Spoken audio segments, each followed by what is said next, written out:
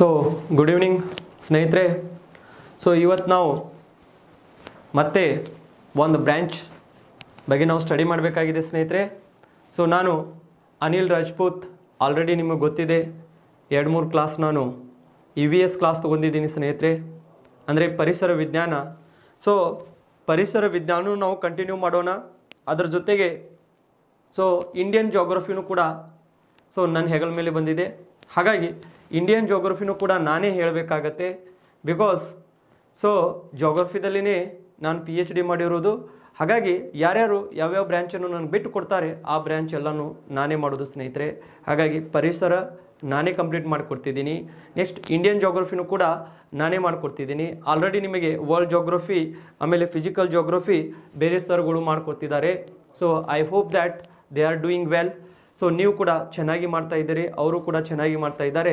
So ಅದರ ಜೊತೆಯಲ್ಲಿನೂ ಕೂಡ ನಾವು ಇವತ್ತು ನನ್ನ ಪಾತ್ರ ಏನಿದೆ ಅಂದರೆ ಸ್ನೇಹಿತರೆ, ಇಂಡಿಯನ್ ಜೋಗ್ರಫಿ ಬಗ್ಗೆ ನಾವು ಸ್ಟಡಿ ಮಾಡಬೇಕಾಗಿದೆ. ಹಾಗಾದರೆ ಆಲ್ರೆಡಿ ನಿಮಗೆ ಜೋಗ್ರಫಿ ಅಂದರೆ ಏನು, ಭೂಗೋಳಶಾಸ್ತ್ರ ಅಂದರೆ ಏನು ಅದನ್ನು ಸರ್ಗಳು ನಿಮಗೆ ಸವಿಸ್ತಾರವಾಗಿ ಹೇಳಿರ್ತಾರೆ. ಹಾಗಾದರೆ ಆದ್ರೂ ಕೂಡ ನಾವು ಯಾಕಂದ್ರೆ ಜೋಗ್ರಫಿ ಅಂದರೆ ಏನು, ಇಂಡಿಯನ್ ಜೋಗ್ರಫಿ ಯಾಕೆ ಇಂಪಾರ್ಟೆಂಟ್ ಆಗುತ್ತೆ, ಸೊ ಇದರ ಜೊತೆಗೆ ನಮಗೆ ಕರ್ನಾಟಕ ಜೋಗ್ರಫಿನೂ ಯಾಕೆ ಇಂಪಾರ್ಟೆಂಟ್ ಆಗುತ್ತೆ, ಸೊ ವರ್ಲ್ಡ್ ಜೋಗ್ರಫಿ ಯಾಕೆ ಇಂಪಾರ್ಟೆಂಟ್ ಆಗುತ್ತೆ, ಫಿಸಿಕಲ್ ಜೋಗ್ರಫಿ ಯಾಕೆ ಇಂಪಾರ್ಟೆಂಟ್ ಆಗುತ್ತೆ, ಇವೆಲ್ಲನೂ ಕೂಡ ನಾವು ಇಲ್ಲಿ ನೋಡಬೇಕಾಗತ್ತೆ ಸ್ನೇಹಿತರೆ. ಹಾಗಾದರೆ ನೋಡಿ ಸ್ನೇಹಿತರೆ, ಇವತ್ತು ನಾವು ಇಂಡಿಯನ್ ಜೋಗ್ರಫಿ ಸ್ಟಡಿ ಮಾಡ್ಬೇಕಂದ್ರೆ ಇದರಿಂದ ಎಷ್ಟು ಕ್ವಶನ್ಸ್ ಬರ್ಬೋದು, ಎಷ್ಟು questions ಬರಲಿಕ್ಕಿಲ್ಲ.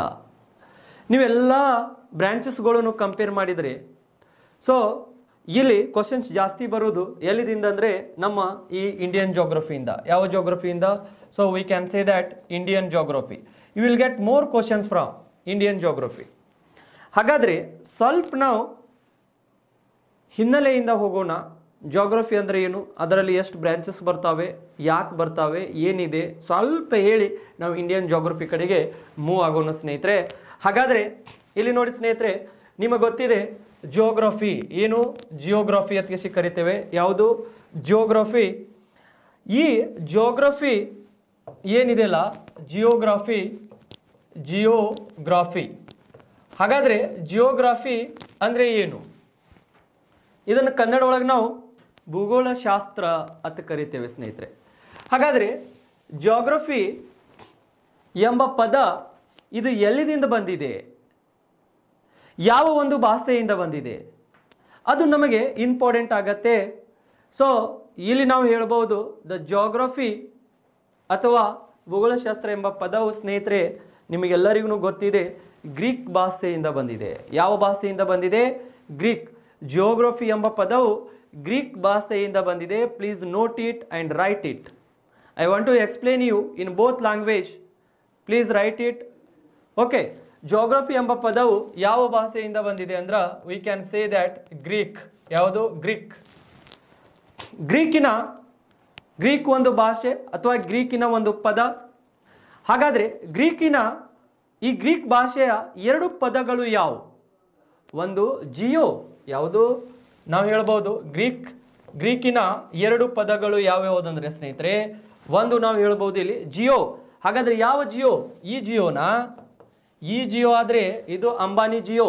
This is Ambani Jio. This is not geo. Some people they want to write like this only Jio. This is not correct geo. This geo. ಹೌದಾ ಸ್ನೇಹಿತರೆ? ಇದು ಜಿಯೋ. ಈ ಜಿಯೋ ಅನ್ನುವಂಥ ಒಂದು ಪದ. ಇನ್ನು ಒಂದು ಗ್ರಾಫಿ. ಯಾವುದು? ಗ್ರಾಫಿ ಅನ್ನುವಂಥ ಪದ. ಯಾವ ಪದ ಇದೆ? ಗ್ರಾಫಿ. ಹೌದಾ? GRAPHY. ಗ್ರಾಫಿ ಎಂಬ ಪದ. ಒಂದು ಜಿಯೋ, ಇನ್ನ ಒಂದು ಗ್ರಾಫಿ ಎಂಬ ಪದದಿಂದ ಬಂದಿದೆ ಸ್ನೇಹಿತರೆ. ಹಾಗಾದರೆ ಜಿಯೋ ಅಂದ್ರೆ ನಾವು ಏನು ಹೇಳ್ಬೋದು ಸ್ನೇಹಿತರೆ? ಇಲ್ಲಿ ಜಿಯೋ ಅಂದ್ರೆ ನಾವು ಇಲ್ಲಿ ಸೊ ಜಿಯೋ ಅಂದ್ರೆ ನಮಗೆ ಭೂಮಿ. ಹೌದಾ? ಏನು? ಭೂಮಿ. Geo means earth. Graphy means ಅಧ್ಯಯನ, ಸ್ಟಡಿ. ಏನು? ಅಧ್ಯಯನ. ಏನು ಮಾಡೋದು? ಅಧ್ಯಯನ ಮಾಡೋದು ಸ್ನೇಹಿತರೆ. ಅಧ್ಯಯನ. ಗ್ರಾಫಿ ಮೀನ್ಸ್ ಅಧ್ಯಯನ. We want to do study. ಹೌದಾ? ಹಾಗಾದರೆ ಇವತ್ತು ನಿಮಗೆ ಗೊತ್ತಾಗಬೇಕಾಗಿದೆ ಜಿಯೋಗ್ರಫಿ ಅಂದರೆ ಏನು.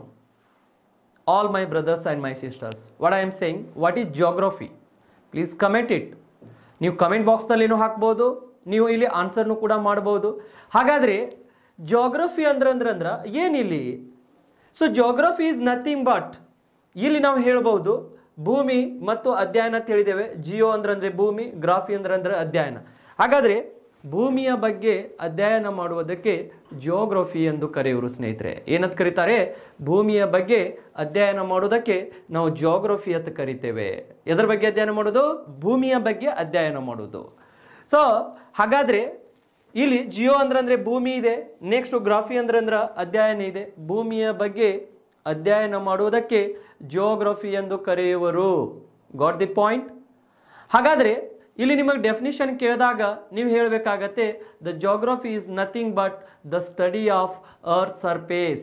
ಇಂಗ್ಲಿಷ್ನಾಗ ನಾವು ಏನಂತ ಕರಿತೇವೆ ಅಂದ್ರೆ the geography is nothing but the study of earth surface. Got the point? So ಹಾಗಾದರೆ ಇದರ ಅರ್ಥ ಏನು? ನಾವು ಭೂಮಿಯ ಬಗ್ಗೆ ಅಧ್ಯಯನ ಮಾಡೋದಕ್ಕೆ ಜಿಯೋಗ್ರಫಿ ಅಂತ ಕರಿತೇವೆ, ಅಥವಾ ಭೂಮಿಯ ಮೇಲ್ಮೈಯ ಬಗ್ಗೆನೂ ಕೂಡ ಅಧ್ಯಯನ ಮಾಡುವುದಕ್ಕೆ ನಾವು ಜಿಯೋಗ್ರಫಿ ಅಂತ ಕರಿತೇವೆ ಸ್ನೇಹಿತರೆ. ಇದರ ಬಗ್ಗೆ? ಭೂಮಿಯ ಮೇಲ್ಮೈಯ ಬಗ್ಗೆ. ಹೌದಾ? ಹಾಗಾದರೆ ನಾವು ಭೂಮಿಯ ಮೇಲ್ಮೈಯ ಬಗ್ಗೆ ಅಧ್ಯಯನ ಮಾಡ್ತೇವೆ ಅಂದ್ರೆ ಈಗ ನಾವು ಇಂಡಿಯನ್ ಜಿಯೋಗ್ರಫಿ ತೊಗೊಂಡು ಬಂದಿದ್ದೇವೆ. ಇಂಡಿಯಾ ಏನಿದೆಯಲ್ಲ ಗ್ಲೋಬ್ ಮೇಲೆ, ಸೊ ಒಂದು ಗ್ಲೋಬ್ ಏನಿದೆಯಲ್ಲ ಅದರ ಮೇಲೆ ಏನಿದೆ ಅಂದ್ರೆ ಭಾರತನೂ ಕೂಡ ಇದೆ. ಹಾಗಾದರೆ ಆ ಭಾರತದ ಬಗ್ಗೆ, ಭಾರತದ ಮೇಲ್ಮೈಯ ಬಗ್ಗೆ ನಾವು ಕೂಡ ಇಲ್ಲಿ ಅಧ್ಯಯನ ಮಾಡಬೇಕಾಗತ್ತೆ. ಸೊ ಹಾಗಾಗಿ ನಿಮಗೆ ಗೊತ್ತಿರಬೇಕು ಸ್ನೇಹಿತರೆ, ಏನು ಗೊತ್ತಿರಬೇಕಂದ್ರೆ ಜಿಯೋಗ್ರಫಿ ಎಂಬ ಪದವು ಸೊ ಗ್ರೀಕ್ ಭಾಷೆಯ ಎರಡು ಪದಗಳಿಂದ, ಒಂದು ಜಿಯೋ ಇನ್ನೊಂದು ಗ್ರಾಫಿ ಎಂಬ ಪದದಿಂದ ಬಂದಿದೆ. ಜಿಯೋ ಅಂದ್ರೆ ಭೂಮಿ, ಗ್ರಾಫಿ ಅಂದ್ರೆ ಅಧ್ಯಯನ. Please remember it. Got the point? ಹಾಗಾದರೆ ಇದರ ಅರ್ಥ ನಾನು ಹೇಳಿದೆ, the geography is nothing but the study of earth surface. ಭೂಮಿಯ ಮೇಲ್ಮೈಯ ಬಗ್ಗೆ ಅಧ್ಯಯನ ಮಾಡುವುದಕ್ಕೆ ಜಿಯೋಗ್ರಫಿ ಎಂದು ಕರೆಯುವರು. I thought that you understood what is geography. Got the point? And please remember. Sir ಹಾಗಾದರೆ ನೀವು ಕೇಳ್ಬೋದು, ಸರ್ ನಾವು ಭೂಮಿಯ ಮೇಲ್ಮೈ ಬಗ್ಗೆ we the geographers we are studying about the surface of the earth. ಹೌದಾ? ನೀವು ಕೇಳ್ಬೋದು, ನಾವು ಭೂಮಿಯ ಮೇಲ್ಮೈಯ ಬಗ್ಗೆ ನಾವು ಅಧ್ಯಯನ ಮಾಡ್ತೇವೆ. ಹಾಗಾದರೆ ಭೂಮಿಯ ಅಂತರಾಳದ ಬಗ್ಗೆ ಯಾರು ಅಧ್ಯಯನ ಮಾಡ್ತಾರೆ ಅಂತ ನೀವು ಕೇಳ್ಬೋದು. ಹೌದಾ? ಸೊ ನೀವಿಲ್ಲಿ ತಿಳ್ಕೊಬೋದಾಗಿದೆ ಸ್ನೇಹಿತರೆ, ಏನಂದ್ರೆ ಭೂಮಿಯ ಅಂತರಾಳದ ಬಗ್ಗೆ ಯಾರು ಅಧ್ಯಯನ ಮಾಡ್ತಾರಂದ್ರೆ ಭೂಮಿಯ ಅಂತರಾಳದ ಬಗ್ಗೆ ಜಿಯಾಲಜಿಸ್ಟ್, ಭೂಗರ್ಭ ಶಾಸ್ತ್ರದವರು, ಅವರು ಭೂಮಿಯ ಅಂತರಾಳದ ಬಗ್ಗೆ ಅಧ್ಯಯನ ಮಾಡ್ತಾರೆ. ನಾವು ಭೂಮಿಯ ಮೇಲ್ಮೈಯ ಬಗ್ಗೆ ಅಧ್ಯಯನ ಮಾಡ್ತೇವೆ. Got the point? And please remember. ಹೌದಾ? ಹಾಗಾದರೆ ಈ ಜಿಯೋಗ್ರಫಿದಲ್ಲಿ ನಾವು ಹೇಳ್ಬೋದು ಎಷ್ಟು ಒಂದು ಬ್ರಾಂಚಸ್ ಇದ್ದಾವೆ, ಎಷ್ಟು ಬ್ರಾಂಚಸ್ ಇದ್ದಾವೆ ಅದನ್ನು ನಾವು ಮೊದಲು ನೋಡ್ಕೋಬೇಕಾಗತ್ತೆ. Because that all things are very important. How previous classes are happen in geography I don't know, but whatever I am teaching you, in my view you should learn, because I did my PhD in this subject. Got the point? And please remember. Now see my dear friends, here this subject is having only two branches. ಹೌದಾ? ಹಾಗಾದರೆ geography ಅನ್ನುವಂಥ ವಿಷಯ ಏನಿದೆಯಲ್ಲ, this is having only two branches. ಎಷ್ಟು ಶಾಖೆಗಳು ಇದ್ದಾವೆ? ಇದಕ್ಕೆ ಎರಡು ಶಾಖೆಗಳು ಇದ್ದಾವೆ. ಹಾಗಾದರೆ ಯಾವ ಎರಡು ಶಾಖೆಗಳು ಇರಬಹುದು? ಅವು ಯಾವ ಎರಡು ಶಾಖೆಗಳು ಇರಬಹುದು ಸ್ನೇಹಿತರೆ? ಅದನ್ನು ನಾವು ನೋಡಬೇಕಾಗತ್ತೆ. ಯಾವ ಎರಡು ಶಾಖೆಗಳು ಇದ್ದಾವೆ ಇದರಲ್ಲಿ, ಅದನ್ನು ಒಂದು ಸ್ವಲ್ಪ ಯು ಶುಡ್ ನೋ ಇಟ್. ಯಾವ ಎರಡು ಶಾಖೆಗಳು ಇರಬಹುದು ಅಂದ್ರೆ we can say that the geography is only having two branches.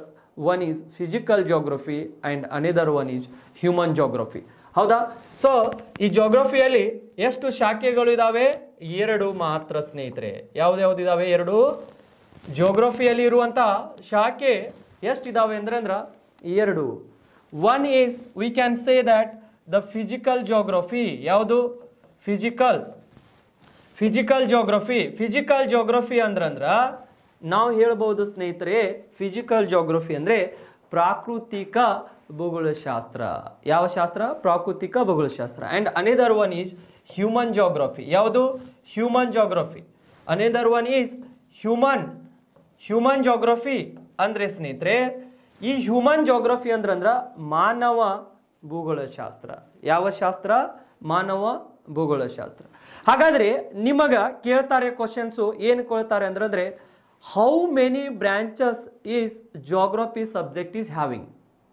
The geography subject is having only two branches. One is human geography and another one is physical geography. Please remember, my dear friends. Got the point? ಒಂದು physical geography ಇದೆ, ಅಂದರೆ ಪ್ರಾಕೃತಿಕ ಭೂಗೋಳಶಾಸ್ತ್ರ ಇದೆ, ಇನ್ನ ಒಂದು ಮಾನವ ಭೂಗೋಳಶಾಸ್ತ್ರ ಇದೆ. ಇವೆರಡೇ ಶಾಖೆಗಳು ಇರುವುದು ಸ್ನೇಹಿತರೆ ಯಾವುದಕ್ಕಂದ್ರ ಜಾಗ್ರಫಿಗೆ. ಹಾಗಾದ್ರೆ ಇದಕ್ಕೆ ಉಪಶಾಖೆಗಳು ಎಷ್ಟು ಇದಾವೆ ಅಂದ್ರ 82 ಉಪಶಾಖೆಗಳು ಇದಾವೆ. ಎಷ್ಟು?